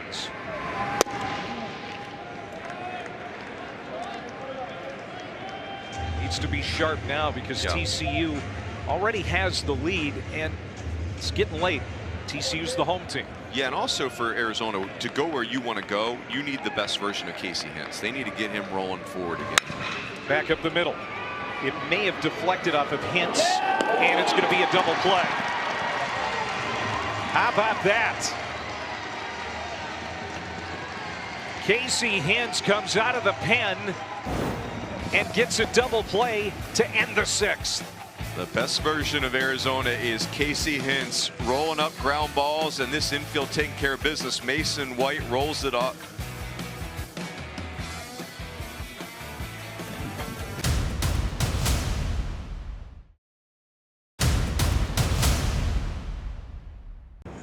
We go to the 7th now here at Globe Life Field in this Phillips 66 Big 12 Baseball Championship Final. And what a game it's been. TCU leading 1-0 as Arizona comes back to the plate. And again, not only an automatic bid to the NCAA tournament here, but a chance potentially for one of these teams to host. Certainly that adds a big thing to the resume if you come away with the Big 12 tournament title. Absolutely. This is a huge resume bullet point. And again, Clay, to your point, there's so many benefits to hosting a regional in our NCAA tournament. Number one is just the excitement for your fan base and your program. But number two, somebody's got to beat you twice on your home field to keep you from advancing to the next round. I think it's like 75% of the time the team that hosts advances to the Supers since this format was introduced. Don't let Braden Sloan settle into this game now. We got, how about both teams have their marquee relievers in the game? Braden Sloan came out of the pen in the 6th inning. Gave up a couple of base runners, but didn't give up any runs. It's outside to Tommy Splain, who is 1 for 2 with a single and a strikeout looking. Hey, congratulations to South Carolina Upstate out of the Big South. First appearance in the NCAA tournament. Cool team. You and I saw him. Their head coach, Kane Sweeney, his cleanup hitter, his younger brother, Johnny Sweeney. How fun is that? They can mash. Yeah. That is a team that can score runs. Kane Sweeney's 3-year-old son, guess who his favorite player is? Johnny Sweeney. Uncle Johnny.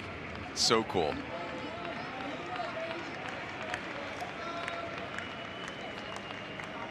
Braden Sloan winds and fires the 2-2. Swung on and missed. Wow. Boy, I'm starting to like this Braden Sloan kid, too. His second strikeout. Well, as Kirk Saarloos told us, they were just trying to get Braden Sloan a breather, get his, just get him fresh again. They rode him pretty hard in the first part of the season. He looks back to me. The changeup is an absolute separator.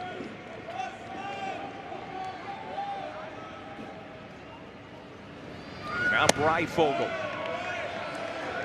Breyfogle's bat has cooled off.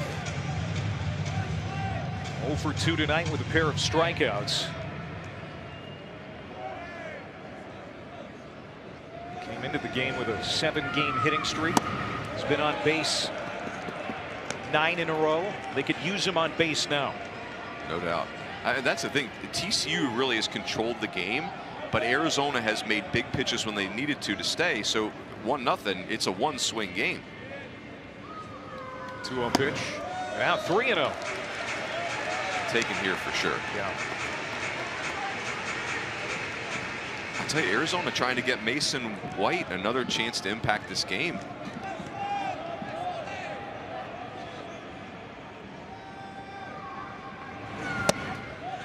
There's a strike in the outside corner. You surprised, especially because both of these teams combined for 34 runs coming in to the championship, that it's been so inoffensive? Yeah, especially both teams started true freshmen too. Swung on and missed, and battling back to fill out the count is Braden Sloan. Makes third. Sticking it. He had a little something, a little Tommy Laporte special in there. Stern started the game. 3-2. Pulled foul.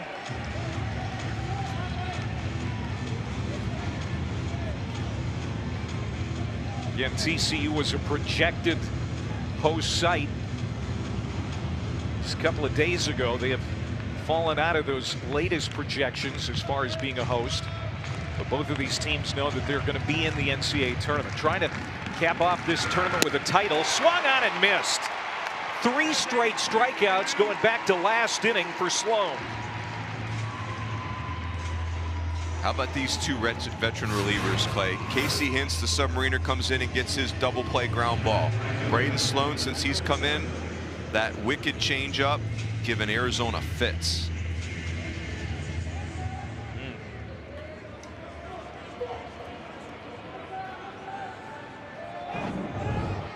Arizona hitters have struck out 11 times tonight. And Summerhill comes up. Wow. And he's quickly behind in the count. Clay, get yourself a changeup that's so good that your teammates actually have a special celebration for your pitch. That's good. 0-1.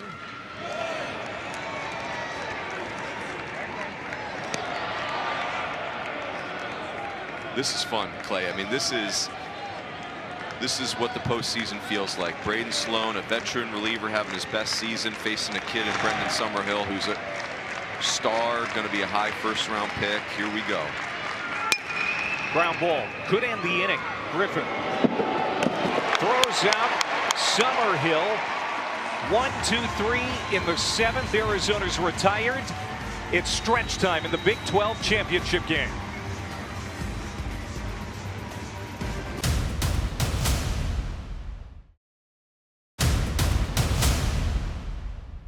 Welcome back to Arlington. You see Brendan Summerhill, the right fielder for Arizona, one of their 2 star players. Watch him as he's coming through the base. Remember, Clay, Brendan Summerhill has missed 20+ games. He first had a hand injury. Right when he came back from the hand injury, he tweaked his hamstring. It looks good so far. Stay with it. You can see something's up. And I wonder if he felt that hamstring tug a little bit. Yeah, only 35 games he's been able to play this year because of that hand injury, and now you would tack on something like this. It'd be a devastating loss. But he's from Chicago. He's from the Windy City. You know he's tough. Yep. He's grabbing the back of his leg. That, and he's also kind of cussing at himself. So something's not feeling right. Well, his right field counterpart, Noah Franco's at the plate here for TCU to start the bottom of the 7th. 3 for 10 in the Big 12 championship run. Drove in the only run of the ball game back in the 1st inning on a ground out to second base.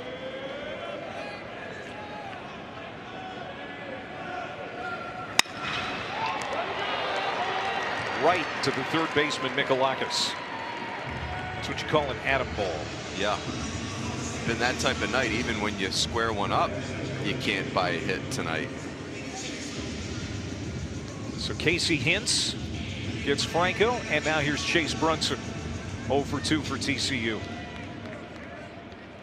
Hicks is warming up in the Arizona bullpen. We saw some activity earlier, and now we see it again for Arizona. And how about that mustache? I know you're a mustache aficionado. Blonde hair, wearing 99. I will say, Clay, you know, for bullpens go, Arizona can trade punches with any bullpen in America. It's not just the Casey Hintz show. You got Tony Pluta at the very end, Hunter Alberini. We saw Julian Tungini. They've got a bunch of real dudes in that bullpen. And when you and I were talking with Kevin Vance, the pitching coach, before the game, he said, yeah, we're well rested coming into the night. I mean, when you score 11 runs, 12 runs as it were, last night against West Virginia, you can rest your bullpen, your top arms, and they were able to.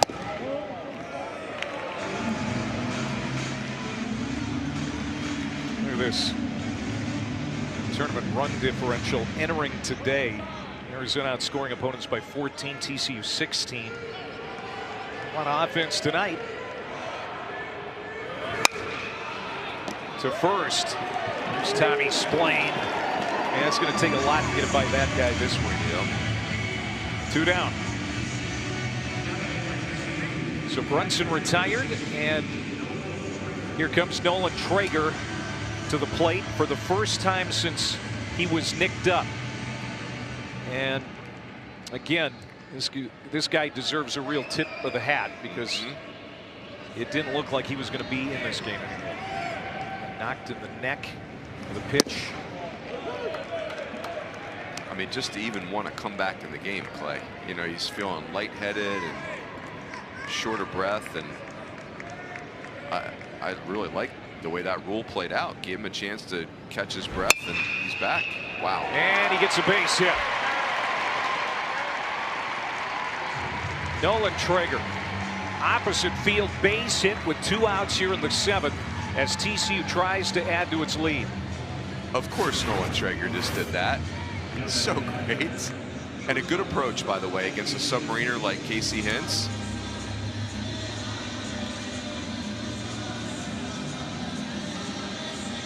That just extended Traeger's hitting streak to 13 games.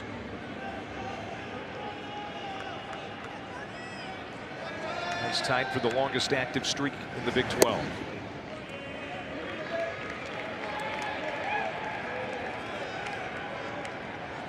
Look out for this guy now. He's been in some big ball games. Yeah, he sure has. Anthony Silva 0 for 2.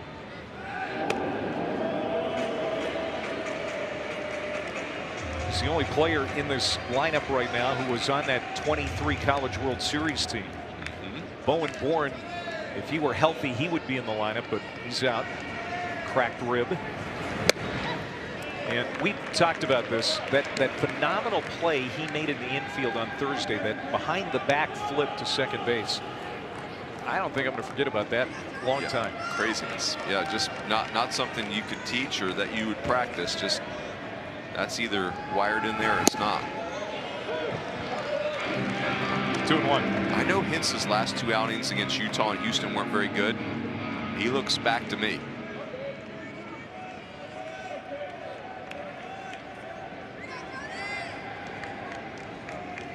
Casey Hintz came in last inning and gets a strike there to make it 2-2.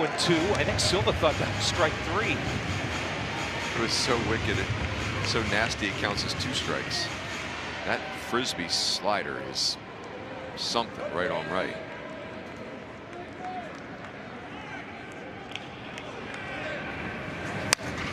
A piece of. That's a nice job by Silva. You can see that was very much survival mode.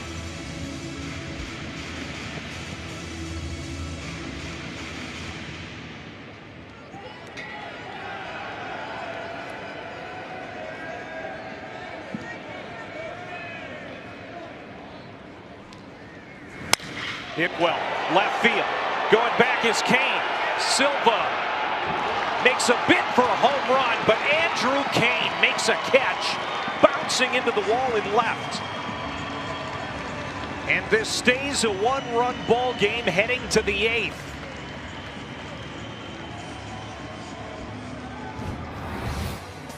No way, Andrew Kane.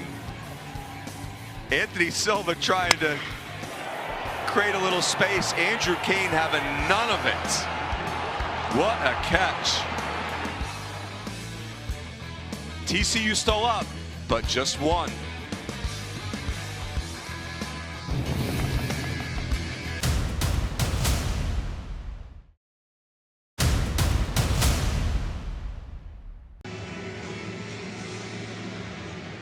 Oh, it's interesting.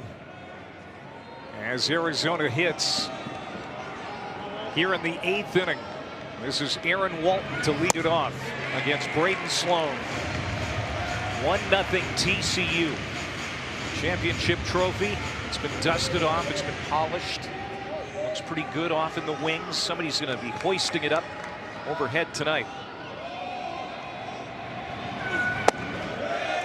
It's been a fun 4 days here at the Phillips 66 Big 12 tournament. New format. I'm digging it. Single a limb. Winner go home. He's Mike Rooney. I'm Clay Matvick. Walton, White, and Guzman scheduled to hit. They are collective 0 for 7. And that's shocking given what we'd seen the first couple of games from Arizona in this tournament. No doubt. Yeah, both teams had been very explosive. Just the pitching's been too good today. Skips to home plate. So Braden Sloan, what do you think the approach is here as far as Kirk Saarloos and how he handles, the relievers the rest of the way? Yeah, remember Sloan's, like a 15 appearance, 50 inning guy. So it's basically been, they'll give him a game in the 5th or 6th inning and go as long as you can. Go as long as you can acquire outs. I think it's going to have a lot to do with how quickly Arizona adjusts to him. Walton struck out looking his last time up. And now it's a full count to Aaron Walton. Samford transfer.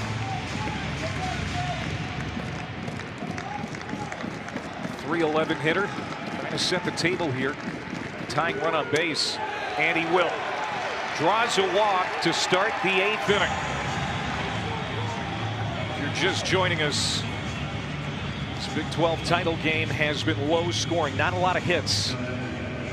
TCU leading 1 run, 5 hits, couple of errors in the field, but Arizona clean in the field. Just no offense tonight. And the pitching has been great. Offense has been tough to come by because the pitching and the defense has been so good, and a ton of punch-outs. Gianluca Shin there with 7 strikeouts in relief. The only run came in the 1st inning.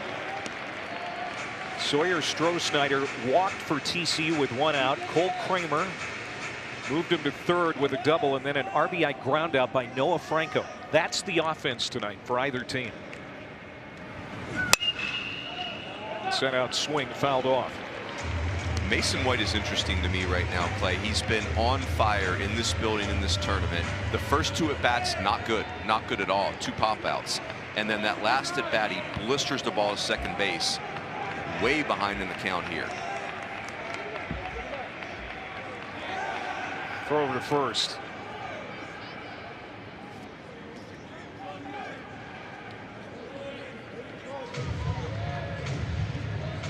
Do they try to be aggressive with Walton here in a stolen base attempt? It's just hard because you got a left-handed pitcher, so you got to guess, right? If you just go first movement, if he picks, you're out.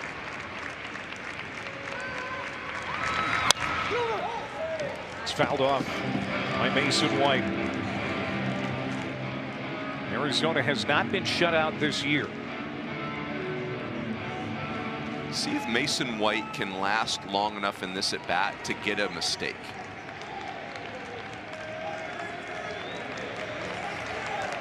Again, the 0-2. Line foul. Boy, that's the changeup, and he was all over it.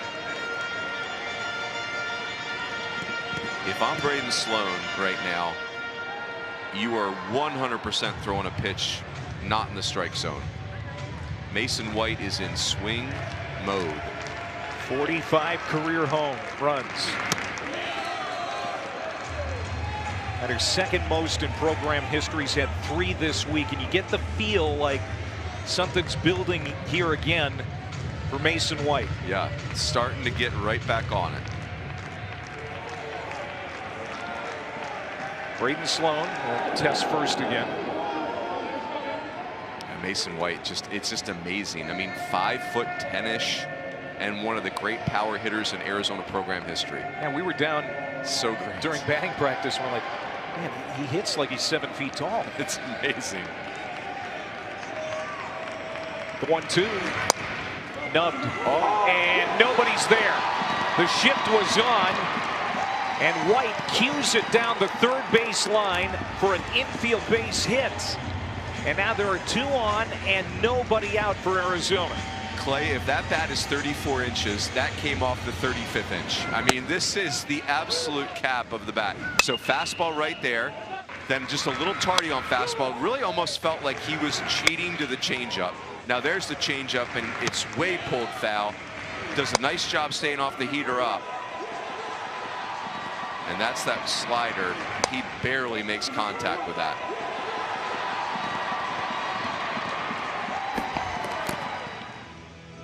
Wow. Scouting report can't prevent that. Nope. It's the danger of the shift. Works a lot of the time, but not every time. And now that TCU bullpen going hard again. Cohen Feezer.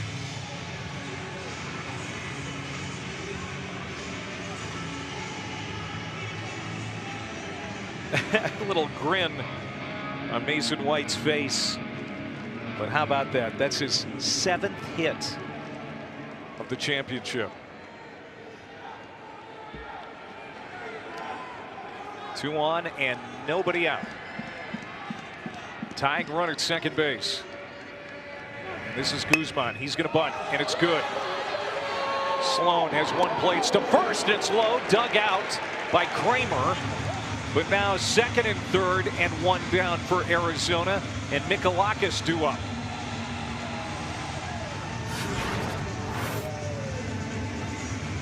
A perfect bunt, and what a pick by Cole Kramer. He doesn't pick this, and it gets real messy.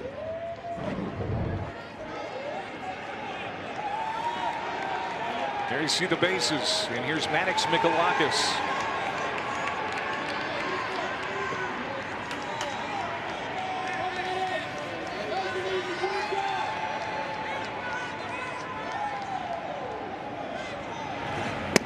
Welcome everybody to Globe Life Field in Arlington, Texas. The Phillips 66 Big 12 Championship.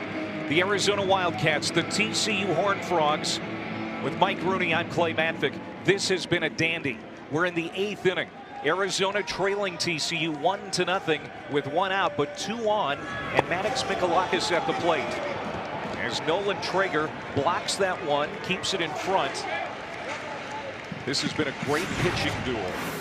Incredibly well pitched game, and Nolan Traeger, who again came out of the game for a brief moment, getting hit in the neck earlier in this thing, but still blocking everything.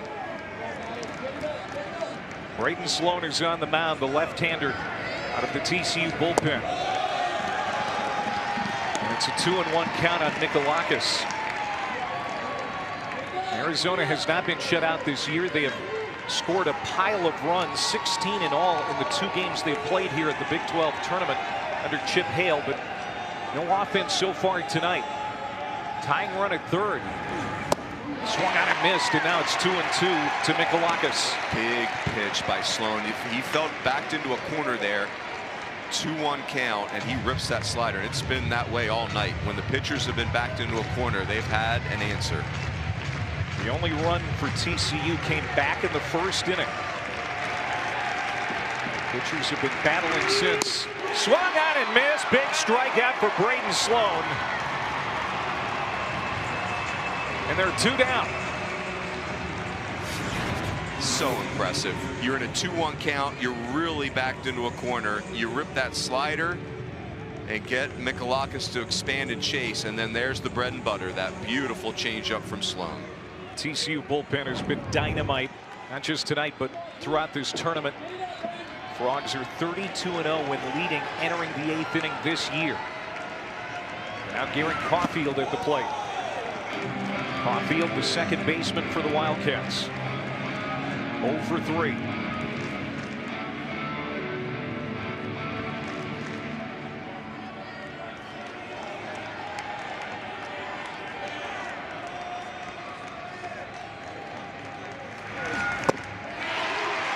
.76 miles an hour. That's a great off-speed pitch.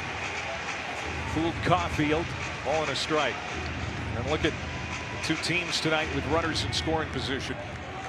There's no offense. No, the pitcher's conviction has been incredible all night. Caulfield swings left side, backhanded by Silva, deep short, long throw. Got him. Great job by Kramer to keep a foot on the bag, and Arizona will strand 2 in the 8th.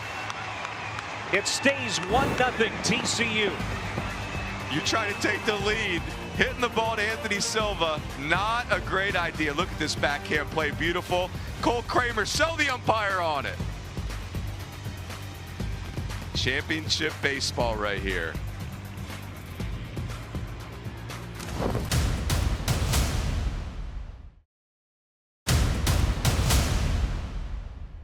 Ball Championship is brought to you by Phillips 66, proud sponsor of Big 12 baseball. A lot of emotion tonight. Of course, the Big 12 tournament title is on the line, but postseason implications regarding the NCAA tournament as well. As you look at our game track, TCU leading 1-0 here in the bottom of the 8th. Low scoring, well pitched. Oh man, this game has been so crisp. And the pitchers, when they've had to make big pitches and you feel like, okay, now the dam's going to break, they have had an answer every single time. New pitcher for Arizona. Smith Bailey started. Casey Hicks was good in relief, and now Garrett Hicks, another right-hander, the 3rd straight. Garrett Hicks is fun. It's his 30th appearance. Very much a trusted guy for Arizona. Now that's the most appearances on the team. And it's Isaac Cadena at the plate to start, as TCU likes where they're at right now, but certainly would feel better with another run up on the board or 2. No doubt about it.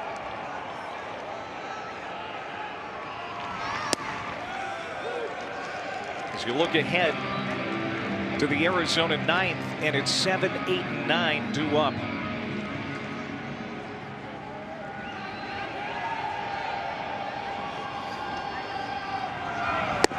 Outside to Isaac Cadena, who's 0 for 2 with a strikeout. Cadena has been as handy as a shirt pocket tonight. He started the game in left, came in when Nolan Traeger was briefly taken out of the game because of a neck injury. Went behind the plate, now back in left field. He'll wrap to the right side, and he's the first out of the 8th. Bruins, there has been only one game that has been a 1-0 final in the Big 12 tournament title game. That was in 2005. Nebraska defeated Baylor. Usually there's quite a bit of fireworks, especially the last few years here at Globe Life. Well, and also, like, we're 55 games in. Both offenses are fully dialed in, but the pitching's been so good tonight. You see Hicks here too, by the way. He's a fun story. You know, junior college guy, had been a catcher in his life, and really animated on the mound, grip it and rip it fastball, and 2 different breaking balls that have been swing and miss pitches.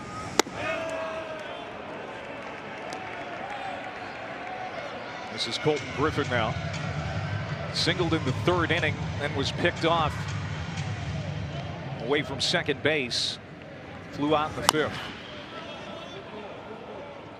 1-2. This game, Clay, just a great appetizer for what's about to go down, because all the teams playing baseball in college right now are elite. You know, everybody's had a great season. Everybody's hot.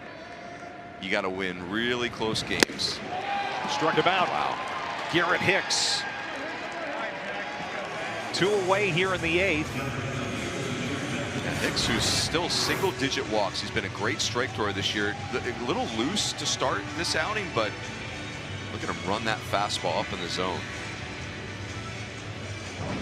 Tony Pluta, the closer for Arizona, is warming up in the pen, but the way Garrett Hicks looks right now, they may not need him this inning. Yeah, I mean, who knows if we're going 9 here. There's that slider. Slider, curveball, fastball. All right, there we go. Jack Bell, 2 hits tonight out of the leadoff spot for TCU. 6 hits in the tournament. He was amazing in the leadoff role last night. 3 for 5, drove in 5 in that 11-1 win over Kansas that wrapped up in 8 innings. Pitch from Hicks, fouled off. So both of these teams are going to be in the national tournament. We know that, but whomever wins this game tonight potentially could be a host. I think if TCU wins this game, they are a host, because they've been on and off the host line all week. Arizona's got a little bit more. They need a little bit more help, but still, both teams, you want a title on your resume. You want a championship on your resume. And of course, West Virginia is the regular season champ, so they're both seeking their, what would be their first title of the year. Hicks winds and fires to shortstop, which is actually Mikalakis on the shift. The 3rd baseman throws across. Can Arizona do it in the 9th?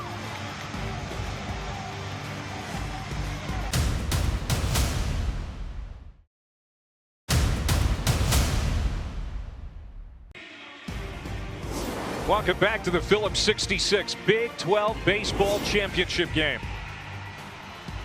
Here in the Metroplex, it's been a great 4 days. There is the trophy that they're playing for, the Big 12 tournament title. TCU leading 1-0. Last chance for Arizona. They have really struggled with runners in scoring position tonight. 0 for 7 are the Wildcats.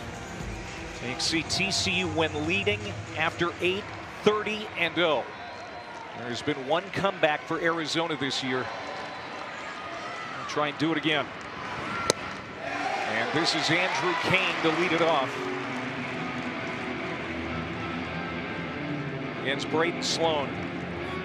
And a new first baseman for TCU. Green is back in the game. We have seen him a couple of times in the tournament. Brody Green. And moving over to second base, Cole Kramer. Clay, I know what that graphic said, but I'm just telling you, 1-0 with a championship on the line, whole different animal. It's down. Just missed.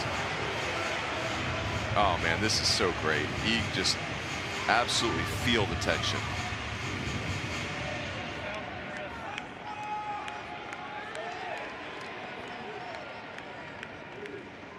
Two-one pitch.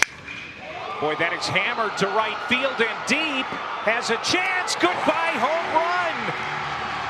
Andrew Kane has tied it up in the 9th.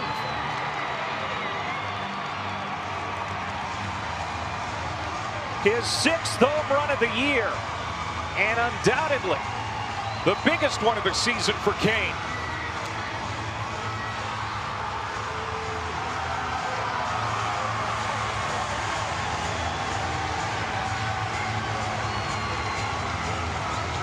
Oh, that's amazing. I see you, Andrew Kane.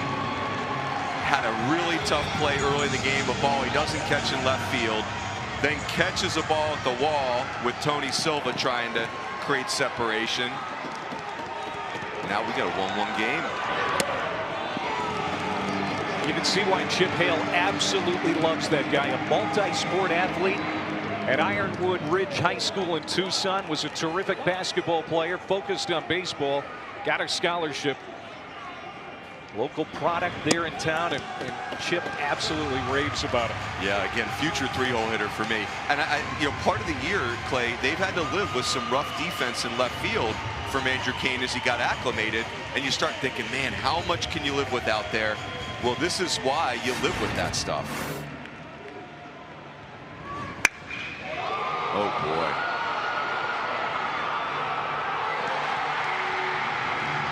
TCU bullpen has been so good, and that hung up there for Braden Sloan. Kane drives it to right field. I mean, the TCU bullpen has 11 of the 12 strikeouts tonight. Yeah. And that's the only run allowed. Yeah, I mean, they've been brilliant against an offense that's just been raking for Arizona. He's fired up. That's so great. Andrew Kane. And they're raising a little Kane in that Arizona dugout now. To third. Jack Bell fields it on a hop. Good throw. He has a strong arm. And Tommy Splain is the first out of the ninth.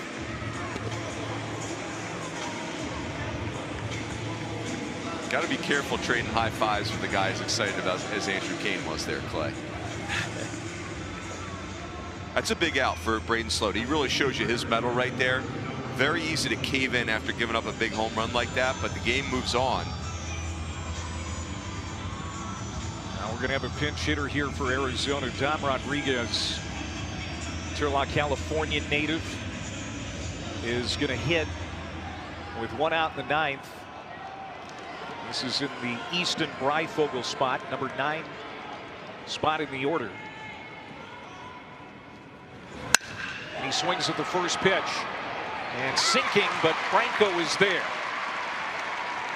Noah Franco coming in. He had problems earlier in the game fielding a ball similar to that one. No problem this time. Yeah, nice adjustment. A very similar ball, kind of that sinking line drive. All right, let's keep an eye on Brendan Summerhill here, Clay. You know, if he retweaked that hamstring, he's certainly not going to tell anyone about it in a game of this magnitude. But I do think it would take bunt for a hit off the table. Brendan Summerhill wrapped to second base his last time up and seemed to pull a hamstring or injured himself somehow racing down the line. And this is postseason baseball at its best. So beautiful.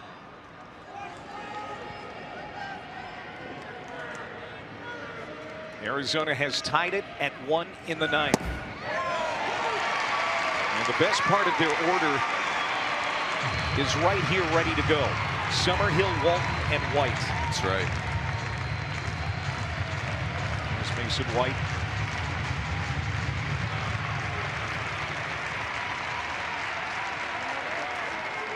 Now time called at home plate.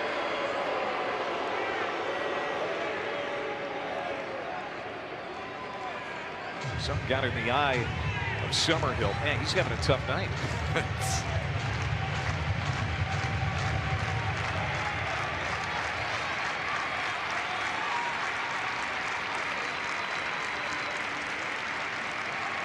The lefty winds and fires. And misses high. That's a big miss.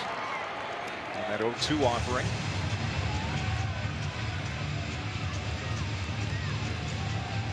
No doubt Sloan's going to be a little rattled after giving up that home run. He's collected the 2 outs, but you're right. Like that'll shake you.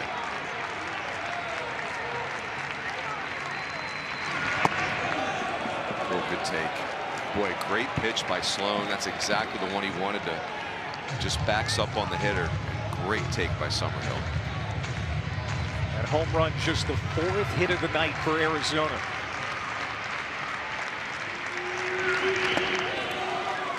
now a full count to Summerhill. Aaron Walton on deck. He has been on 3 times tonight, despite not having a hit. And then, of course, Mason White, the specter of that big bat, looms 1 hitter later. Yeah, this is a huge pitch because I think if Summerhill reaches, Kirk Saarloos has a real decision to make on whether you stay with Sloan. He's 63 pitches in. The payoff. Checked his swing. Did he go? No, he did not. Ball 4. Summerhill is on. Boy, what do you do, Clay, here? What do you do if you're TCU? That's a great take. That's absolutely the right call. Even Summerhill is asking for help. It's so great. They're going to stay with their guy.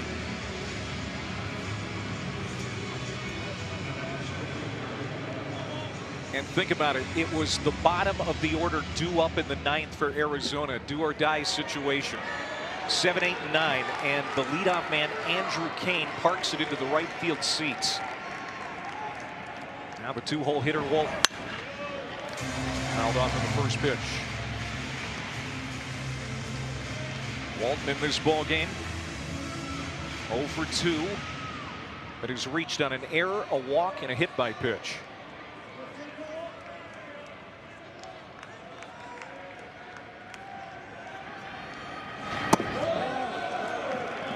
If you can collect this out, if you're Sloan, I mean, meat of your orders coming up, but you are going through the center of the storm right now.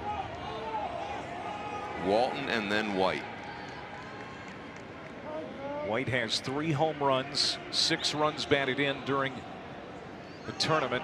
Is this communication problems for TCU at this point? Seems to be. And the home plate umpire Chris Koski is coming out. Saying he can't hear? I just say unplug it and plug it back in, Clay. That'll reset it. Yeah, that's the answer. Because you don't want to get on the phone with customer service. No. You don't like the customer service chat line? Who does? 1-1 to Walton. Runner goes. They have him hung up. Wow. Throw to second. Tag is on. Got it. And TCU gets off the field. The game is tied.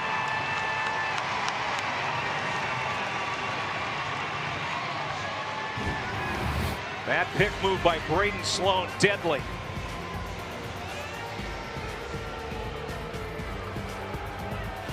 If you're running first movement.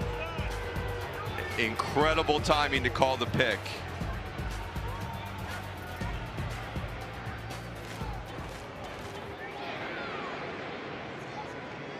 They are going to look at it again.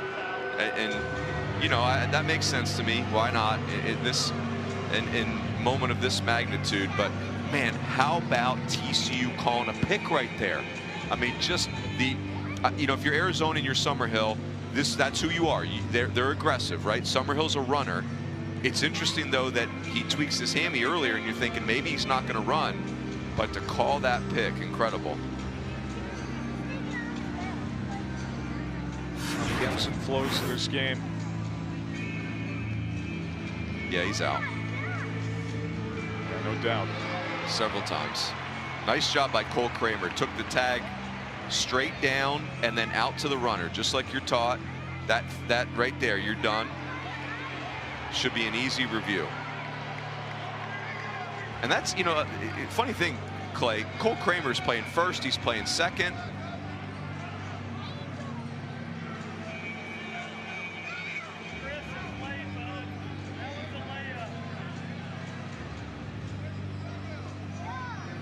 Here we go. Here comes the call. It's called out on the field.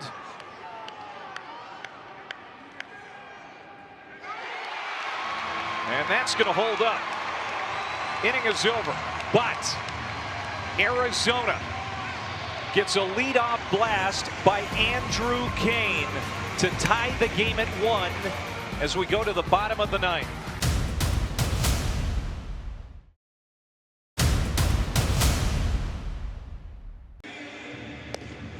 Bottom of the 9th in the Big 12 championship game presented by Phillips 66. He's Mike Rooney. I'm Clay Matvick. What a dandy. Between Arizona and TCU, TCU leading 1-0 going into the 9th, but Andrew Kane led off the top of the inning with a home run to right field. And now Arizona's bringing on Tony Pluta, their closer. 12 saves this year, one shy of an Arizona program record. And Clay, I would like to be president of the Tony Pluta fan club. He has been awesome. 5'9" right-hander. By the way, just a phenomenal student. So this kid is destined for success. He's been so good on the mound. He's a low whip guy. It's not a ton of swing and miss. He does strike out guys, but it's more he will not walk anybody, and it's a cutter where he just stays off your barrel. Well, he's not going to get any records tonight. He would sure like to get a win, though. Yes. But he's got to face the big heavy hitters of TCU right now. 2, 3, and 4 due up. Sawyer Stroh-Snyder, Big 12 freshman of the year, comes up empty on that off-speed pitch. Stroh-Snyder 0 for 2, a walk and a run scored.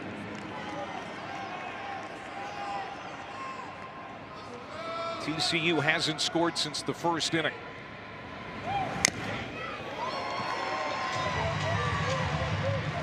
There's that cutter. So curveball, then cutter. This is where, Clay, all the hitters in this game saw what Andrew Kane just did, and they said, I'll have what he's having. And you get yourself all worked up, and you place right into the hands of a pitcher like Tony Pluta. Pluta kicks and throws. Ooh, did it hit him? Yes, it did. Leadoff man is on for TCU in the 9th.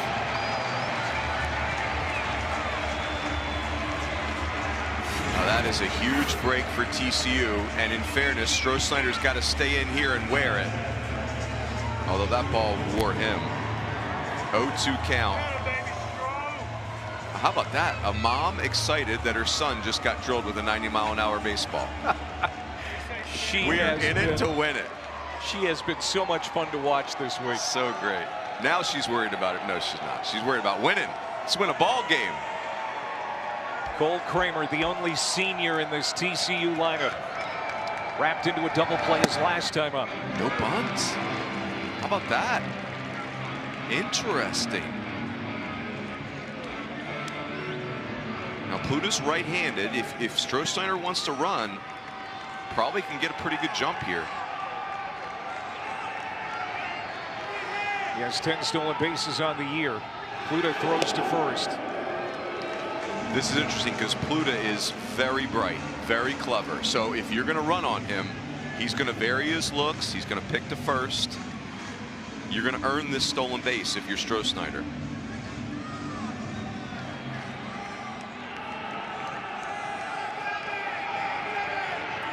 Nobody out, one on. That's up and in, a ball and a strike to Kramer. Pluta hasn't allowed an earned run since April the 1st. How about that? No fooling. And Bill Mosiello, who runs the offense from third base for TCU, not a big sack bunt guy. If anything, it's like bunt for a hit. 1-1 pitch. It seemed like that was destined to be out of the zone, and Kramer got a piece of it to foul it off. 1-2 to Kramer. The one thing, if you want to run on Pluta, the one good thing is it's not a ton of swing and miss, and you've got a good contact guy at the plate with 2 strikes. So if you send Stroh-Snyder, you're feeling like it's probably not going to be swing and miss. Pluta's 1-2. Swung on and missed, struck him out.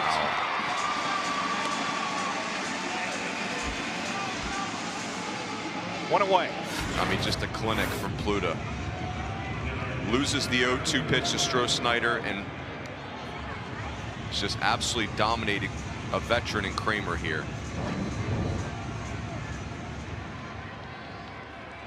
And now here's Noah Franco. Drove in the only run for TCU tonight back in the first inning with a ground out. Diving back is Stroh-Snyder. Stolen 10 bases this year.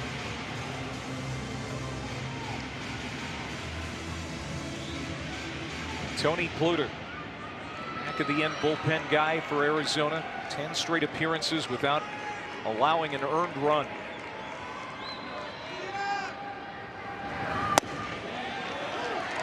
Strike. Pluta's not the type to get overwhelmed, Clay, but this is a lot, right? You've got a runner at first in Stroh-Snyder. You got a double-digit home run guy in Franco at the plate. This is the 2-on-1. You got to really command both parts of the game at the same time.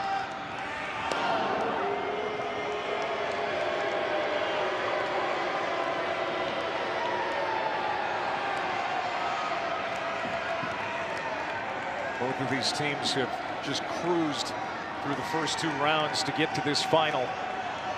And now every pitch, the game is hanging in the balance. The 1-1. It's off. Ball and a strike to Franco. See Guzman coming out in front of home plate after that pitch. He wants to throw. Like Guzman says, you guys want to run? I like that kind of party. Let's go. Outfield straight away for Franco. Hit well. Left field is going to stay in the ballpark. There is Kane in front of the warning track hauling it in. Scampering back to first base is Stroh-Snyder. And there are 2 outs here in the TCU 9th as Chase Brunson comes up. I wonder, Clay, if Stroh-Snyder would consider tagging up there because it was, you know, it was routine enough.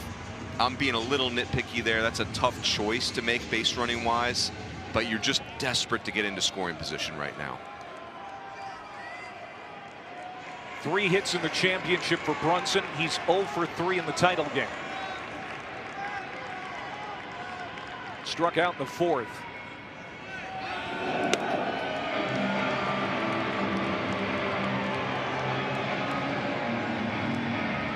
The first pitch to Kramer. That seems like that's where this inning kind of went a little bit sideways for TCU. Didn't take advantage there, it seems like. Yep. Very fair.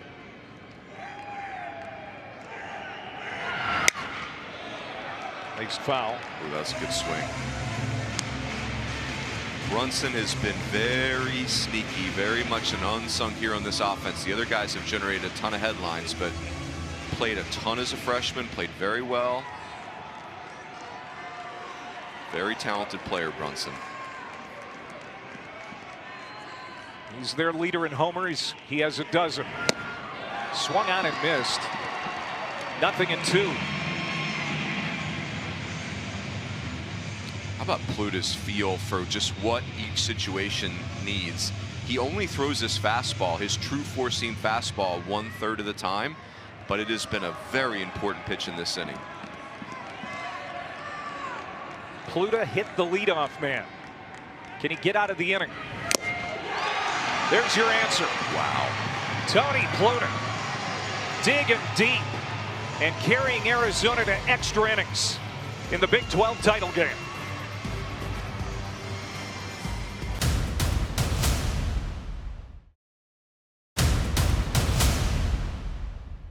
The 10 at Globe Life. 2 runs scored in this ball game. Franco driving one in for TCU with a ground out back in the first, and then Andrew Kane. Yeah, Andrew Kane, while TCU was trying to salt this one away, had other ideas. Gets a fastball up and in. Have yourself a moment.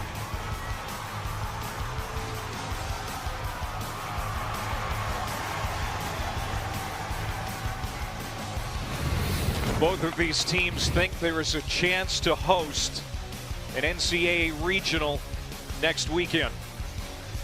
Certainly a championship in the Big 12 tournament would help that resume. All right, so Arizona 1-1 in extra inning games this season. TCU 4-1. The last extra inning game in the Big 12 tournament title contest was TCU over Baylor, 6-5, 11 innings in 2018. It's Aaron Walton to lead it off for Arizona. This is 2, 3, and 4 in the order. As Braden Sloan is still in the game for TCU. He gave up the home run last inning.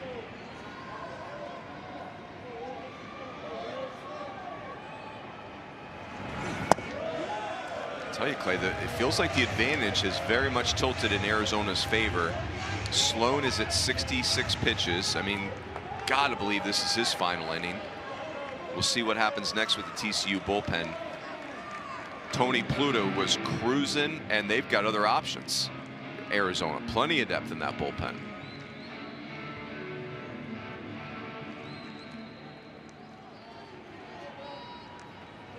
And that Arizona bullpen looks pretty relaxed right now. Ground ball left side. Anthony Silva's got a hose.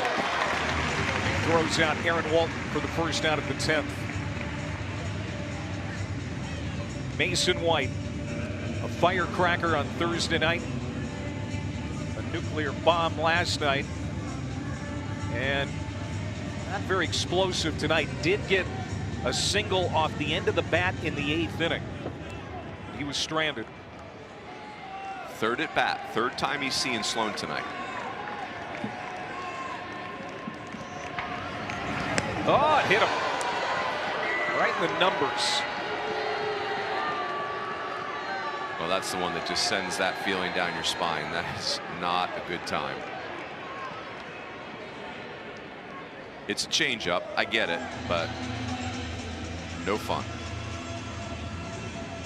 So now the go-ahead run is on. Here comes Guzman to the plate. I mean, thank goodness it was a changeup, right? Aye.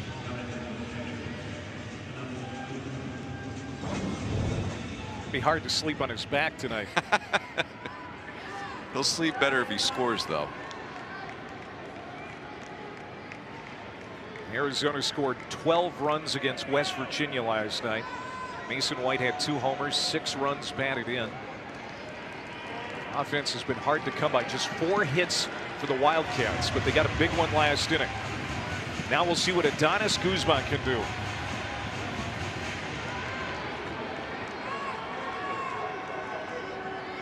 Big sacrifice in the 8th inning to advance the runners, but TCU bullpen shut that down.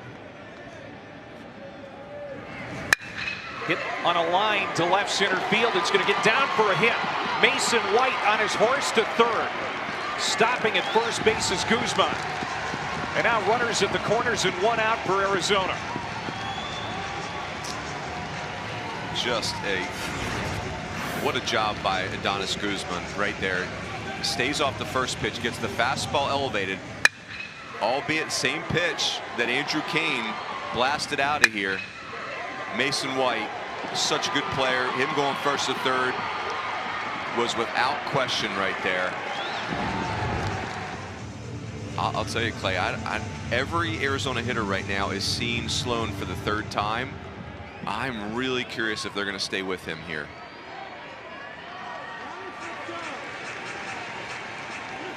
And that's how you end up with a 1-1 game in the 10th right there. Maddox Mikalakis at the plate. Little looper. Going to be tough, and it's down for a hit. White will come in and score. Guzman to second. RBI bloop single. Maddox Mikalakis, in Arizona for the first time tonight is leading. Hey now, you know, that's not well struck by Mikalakis, but it's absolutely the right approach. You got a pitcher who's vulnerable. You just need contact to give yourself a chance to score the run. So don't be too picky. If you can put it in play, do it. And again, it's that pitch up and in that has been a problem for Sloan. That's going to do it for Sloan. And look at Mason White.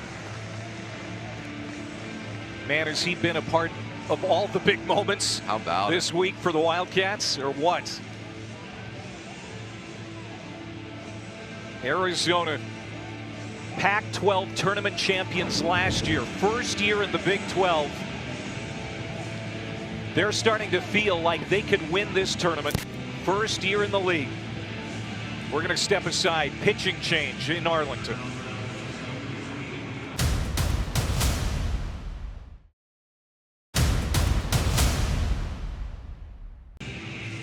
The Arizona Wildcats. Mason White hit by a pitch with 1 out in the 10th. Adonis Guzman moved him to third with a single. And Maddox Mikalakis, a little flare to center, scores the go-ahead run in the 10th. And Braden Sloan is out of the game. All in all, pretty good 4 innings, but you know, he's on the hook right now for the loss. And TCU is going to turn it to Cohen Feaser, appearing for the 2nd time here in the Big 12 championship. Feaser fastball and 2 different breaking balls, and it's hard right now if you're Feaser because it's looking bleak, right? Tony Pluta looked unhittable on the other side of the inning. He's certainly coming back. I mean, for Sloan, gosh, he just made maybe 3 bad pitches in 5 innings. I mean, just he was so good.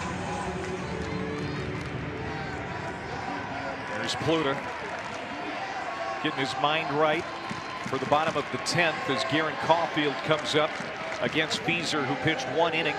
Pretty good 1 inning against Houston 2 nights ago.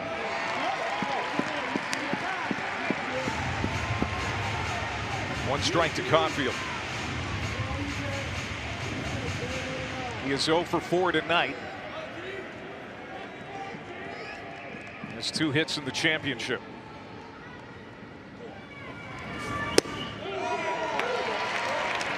Two strikes. I'll tell you, Clay, TCU needs a little bit more than just 2 outs. They need a little momentum. I mean, that is the Kane home run, and then this inning, just a gut punch for the Frogs. 0-2 to Caulfield. Popped up, foul ground. Jack Bell's the third baseman. Traeger, the catcher, comes over and lands in the seats. So 1 out. Arizona has taken the lead here in the 10th, and they still have a chance to add to this lead. Guzman is at second. Maddox Mikalakis right now as the go-ahead RBI. He's at first base. As Arizona has scored both of their runs the last 2 innings.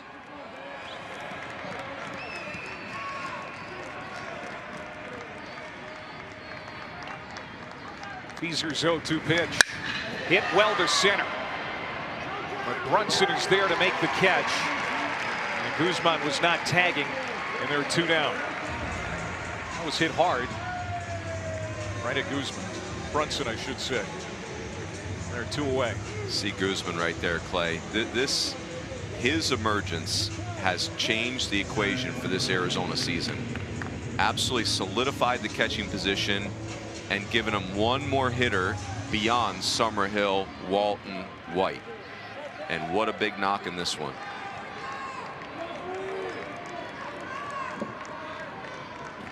Andrew Kane, the reason that we're still playing tonight. Big swing and a miss. He was trying to replicate the 9th inning.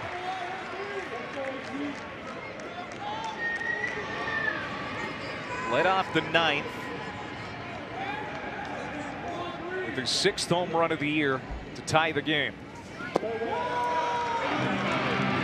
How can you even have another at bat if you're Andrew Kane after that last one? Still floating. Like an out-of-body experience. What a moment.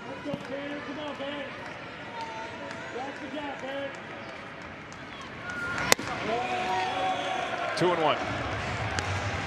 I mean, I don't know, Clay. Look out. Look out. I wouldn't throw a heater down the middle right here. Traeger, Silva, and Cadena, 6, 7, and 8 are due up for TCU in the bottom of the 10th. 2-1. Back over the screen. Now the count is even.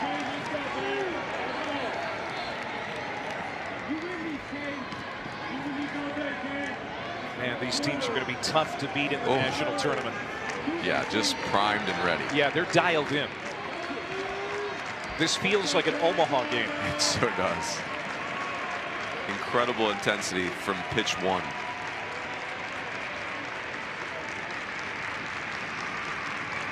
Two.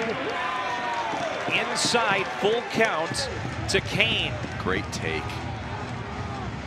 Tommy Splain will hit next. Runners are going to be in motion.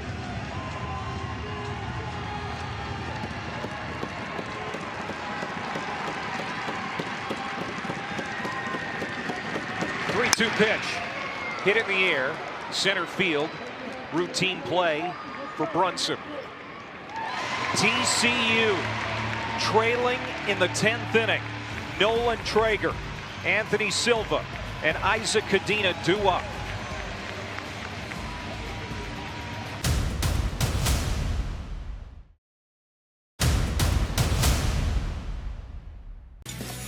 Well, let's catch you up. 9th inning. Big time drama. Leadoff home run for Andrew Kane, knotting the game at 1. And just what a moment for that youngster. And in the 10th, Aye. Mason White gets hit. Guzman moves him to 3rd with that ringing single. And then Maddox Mikalakis with a flare out to right center field. Yeah. Clay, the hit by pitch is good offense. Guzman drilling that ball in the gap was the key, allowed White to go 1st to 3rd. And Mikalakis aggressive with a runner in scoring position, just as he should be. And you give Tony Pluta a chance to bring home a title. The Arizona Wildcats finished 4th in the regular season, first year in the Big 12. Tied with fellow newcomer, their arch rival, Arizona State, at 18 league wins. Won the tiebreak because they won the season series. And now, after a great week here in Arlington, they're in the title game. TJ Adams, the new left fielder for Arizona.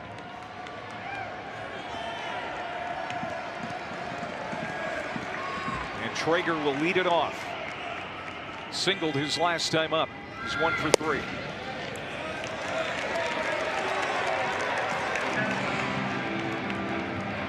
TCU carried the momentum in this game for the lion's share of it.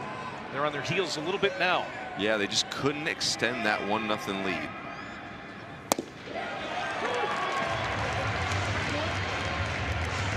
It's interesting facing Pluta because the four-seam fastball is up in the zone like 92, 93. That 87, 88 mile-an-hour cutter is kind of unpredictable. It's, in theory, it's coming into the left-hander, but it behaves differently pitch to pitch. Popped out of play. So 1-2 on the leadoff man Traeger here in the 10th. 3rd straight conference tournament title game for Arizona. The last 2 were in the Pac-12. Trying to win a championship first year in the Big 12. Long look in from Pluta. Ground ball. And Traeger is retired.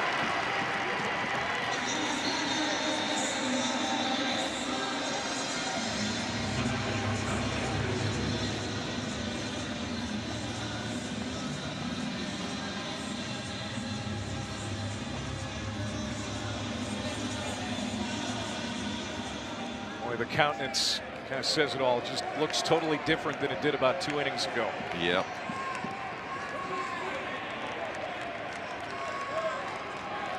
Anthony Silva 0 for 3 tonight. And the junior takes outside. 0 for 3, but that last at bat so close to running one out of here. He knows what it takes to get to Omaha. He was on the College World Series team from 2023, trying to supply some magic in the 10th.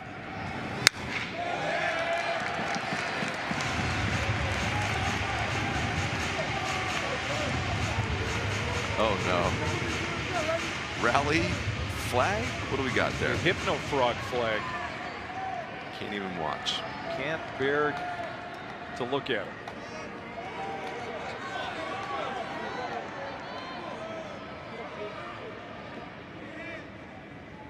The 1-1. Swung on and missed. 92 miles an hour. And now it's 1-2 to Anthony Silva. Tony Pluta's demeanor on the mound is awesome. So great.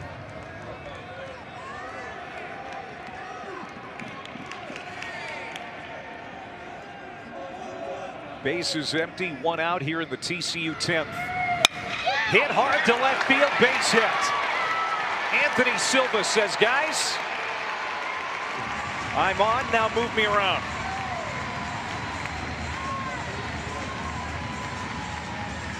What an awesome at bat. I mean, Pluta was in real trouble in this at bat. The previous 2 strikes had not gone well. He looked a little lost versus the cutter. Pluta knows that's not where he wanted that pitch. He leaves it up and in. Silva hangs in there. And here you go. Isaac Cadena coming to the plate,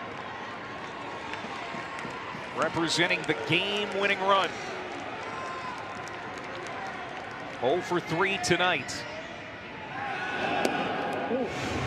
Silva's back.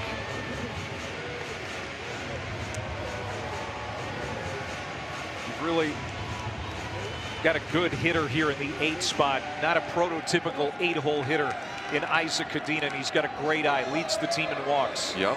Can do a lot of different things. What if you want to hit and run, go deep in the count.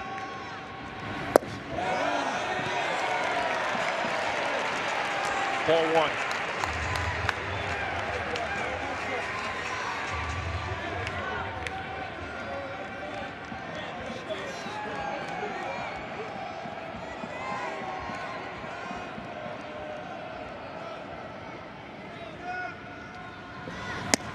Inside, 2-0 to Isaac Cadena. I think he called that a strike. We did call it a strike. That's that cutter, and Cadena sure thought it was in. Yeah. It is 1 ball and 1 strike on Cadena.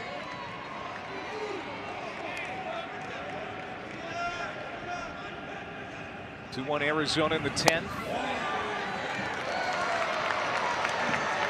Now it's 2-1. I mean, just the pitch-to-pitch tension, so great.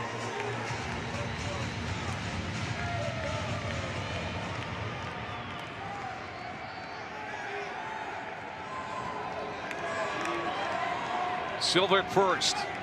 2-1 to Cadena. Hit on the ground. Nobody covers second. So they're going to only have 1 play, and it's at first base. That shift was on. So no chance at a double play ball. So now Silva in scoring position, representing the tying run.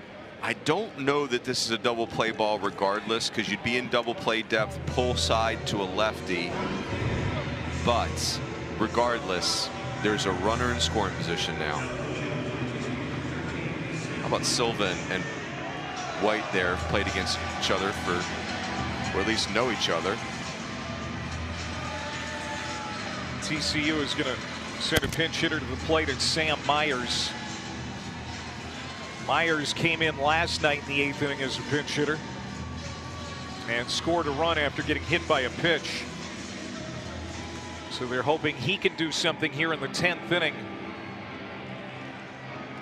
With TCU's season on the upswing going into the national tournament, but it's starting to wind down here at the Big 12 tournament in Arlington. Down to their last out. Again, can't stress enough that both of these teams are going to hear their name called on Monday when you're in the studio for the selection show. No doubt. Look at the depth in the outfield, Clay. This surprises me a little bit. There's a lot. That's a lot of real estate for Sam Myers to pop a single out there. Not a big guy, not a power hitter, certainly. Strike. 1-1 to Myers. As you said, Clay, this is what the next few weekends look like in college baseball. Just awesome.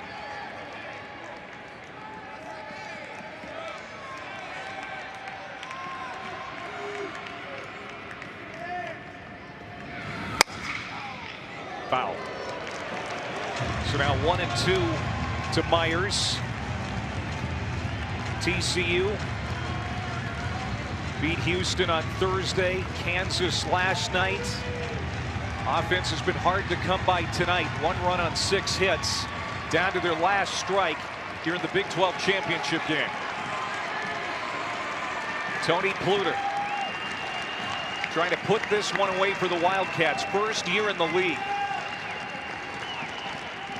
The pitch off the plate.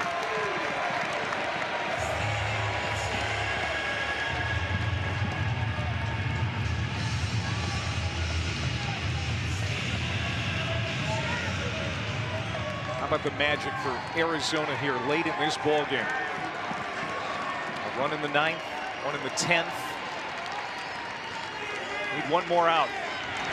Swung on and missed. Got him. Arizona is the 2025 Big 12 champion.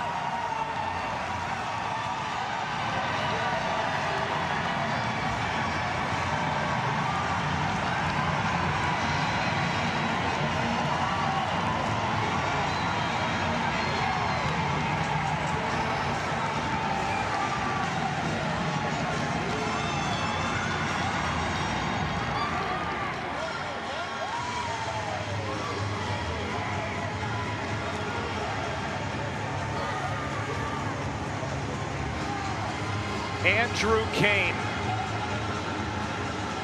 And the Arizona offense woke up just in time for 8 innings. Nothing on the board. Kane comes up to lead off the 9th, ties the game, and they win it in the 10th. Yeah, TCU controlled the game but could not extend the lead. Arizona needs someone to have a moment. And Andrew Kane went off. Andrew Kane, our player of the game, brought to you by Phillips 66. Tying solo home run in the 9th.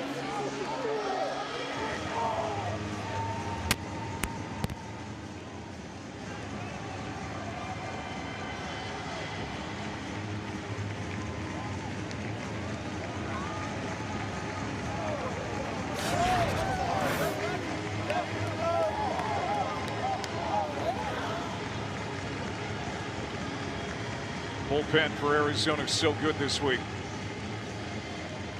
Tony Pluta, another guy that's been an absolute MVP for Arizona this year, having his best season, the junior reliever. Came into a tie game and he gets the dub.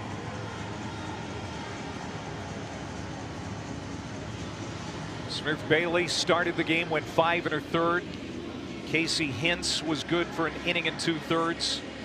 Garrett Hicks for an inning. And then Tony Pluta the last 2 innings to get the victory. And Arizona, first year in the league, wins the championship. The Big 12 championship trophy ceremony is going to come your way on ESPN Plus. I hope you can go over there for that. 2-1 Arizona over TCU. This was a beauty. Oh, we got our money's worth. Hoping the league's going to get 8 teams in the NCAA tournament, and if so, look out. What a year for the league. Again, a reminder, the trophy ceremony to celebrate the Arizona Wildcats, the champions in 2025 of the Big 12 tournament, coming up on ESPN Plus. Thanks for watching this presentation of the Phillips 66 Big 12 Tournament Championship. For Mike Rooney, I'm Clay Mathick. Once again, 2-1 the final. Arizona wins it.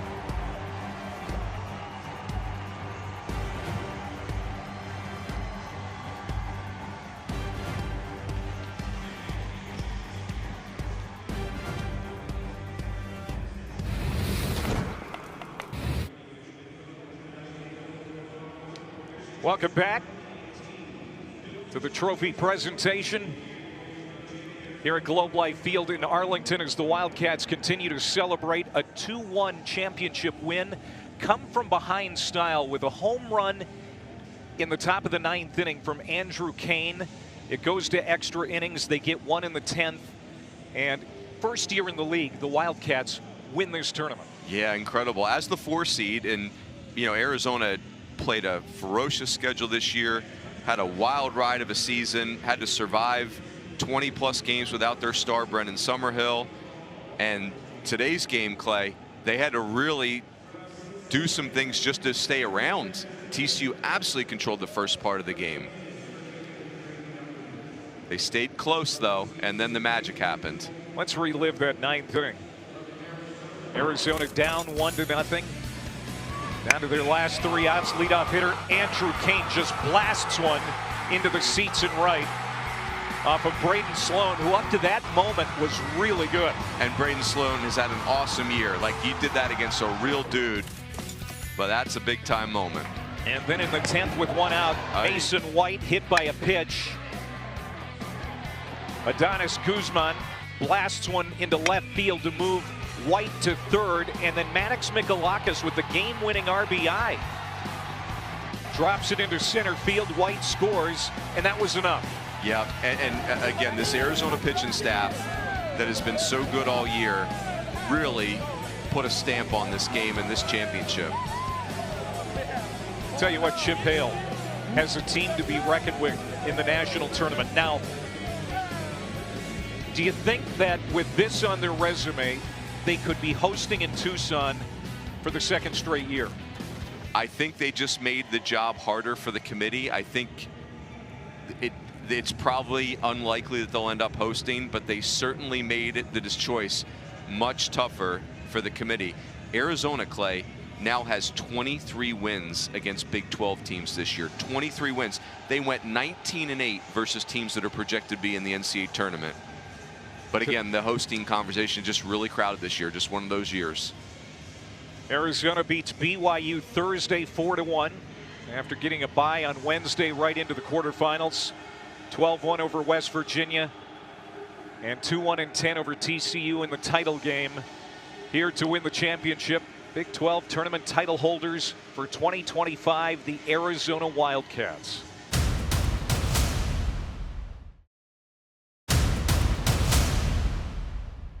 Thank you very much. Hey everybody, I'm your host Hannah Wing, and we are so thrilled to be joining you here from Globe Life Field. On behalf of the Big 12 Conference, we are so grateful for every single fan that was in attendance here at the ballpark for the 2025 Phillips 66 Big 12 Baseball Championship. And now we have some very exciting hardware to hand out, so without further ado, we will have the Big 12 Director of Competition, Nick Williams, with tonight's Big 12 Championship WWE title belt going to our most outstanding player, Arizona shortstop, Mason White. Mason, congratulations. You had 3 homers in the Big 12 Championship tournament, and you had tonight's game-winning run in the 10th inning. What was going through your mind as you're crossing home plate? Yeah, just having so much fun playing in a big league yard with these dudes. Best time of the year. Go Cats. Now that you have this giant WWE belt, what are you planning on doing with it? I don't know. We'll probably sit in the locker room or our apartment somewhere. Who knows? Put up on the wall. Let's go. And Mason, your whole life has just changed in the last few minutes. You are now officially a Big 12 champion. Congratulations. I know things are happening very quickly around here, but after dogpiling with your teammates and some celebrations, what emotions are you feeling right now? Yeah, it's kind of a repeat of last year. We went to the Pac-12 tournament, and we won that thing, and we played well. It was super fun, same type game, so happy to do it again. In a big league yard in a different conference just shows how great this program is. Well, Mason, congratulations to you and your team, and also on behalf of the Big 12 Conference, we'd like to congratulate the TCU Horned Frogs on a great performance tonight and throughout this week, and wish them all the best of luck in their postseason play. Now we're going to turn our attention over to head coach Chip Hale. Chip Hale, congratulations! We have some hardware for you as well from the Big 12 side of things. We have Scott Draper, who is the Big 12 Chief Football and Competition Officer, presenting you with the 2025 trophy. What emotions are you feeling right now?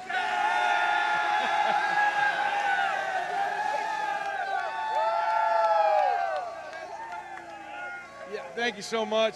We're so proud to represent the Big 12 going into regional play next week, and I think this conference has been difficult for us, and we battled our tails off, and I think we're playing our best baseball right now. So we knew coming in that any team that was here could win it, and just proud of the resiliency of this group and hanging in there, and Andrew Kane with a big home run in the 9th there to keep it going. So just a great group of kids, and they battled their tails off all year, so let's keep it going. This is year 1 for the Wildcats in Big 12 play. You already won your very first conference championship. Why is this the right group to get this job done? Yeah, well, obviously we did it last year in the Pac-12. The tournament was great, and we knew coming in here to Globe Life, we played here before, and these kids love to play in this place, and this is a great conference, and it's humbling, to come in here in our first year and win this. And TCU is a great team. They're going to go on and play well in the regionals along with other teams. So we're just proud to be here and be champions. And finally, as you head into postseason play, what is your message to your team right here, right now? Keep it going. Keep it going. Finding ways to win. Every game we had was a little different. We hit the ball well last night. Tonight we really didn't. But pitching, defense, and then timely hitting at the end. So we just got to keep it going. Well, Coach Hale, congratulations to you and your team. And let's hear it one more time for your 2025 Phillips 66 Big 12 baseball champions, the Arizona Wildcats.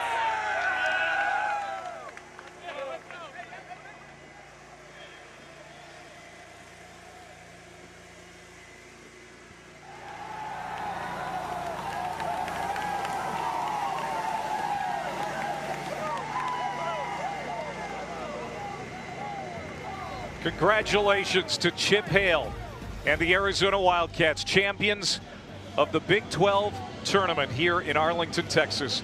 For Mike Rooney and our entire crew, I'm Clay Matvick. We hope you enjoyed this week. 2-1-10, Arizona over TCU. Congratulations to the Cats.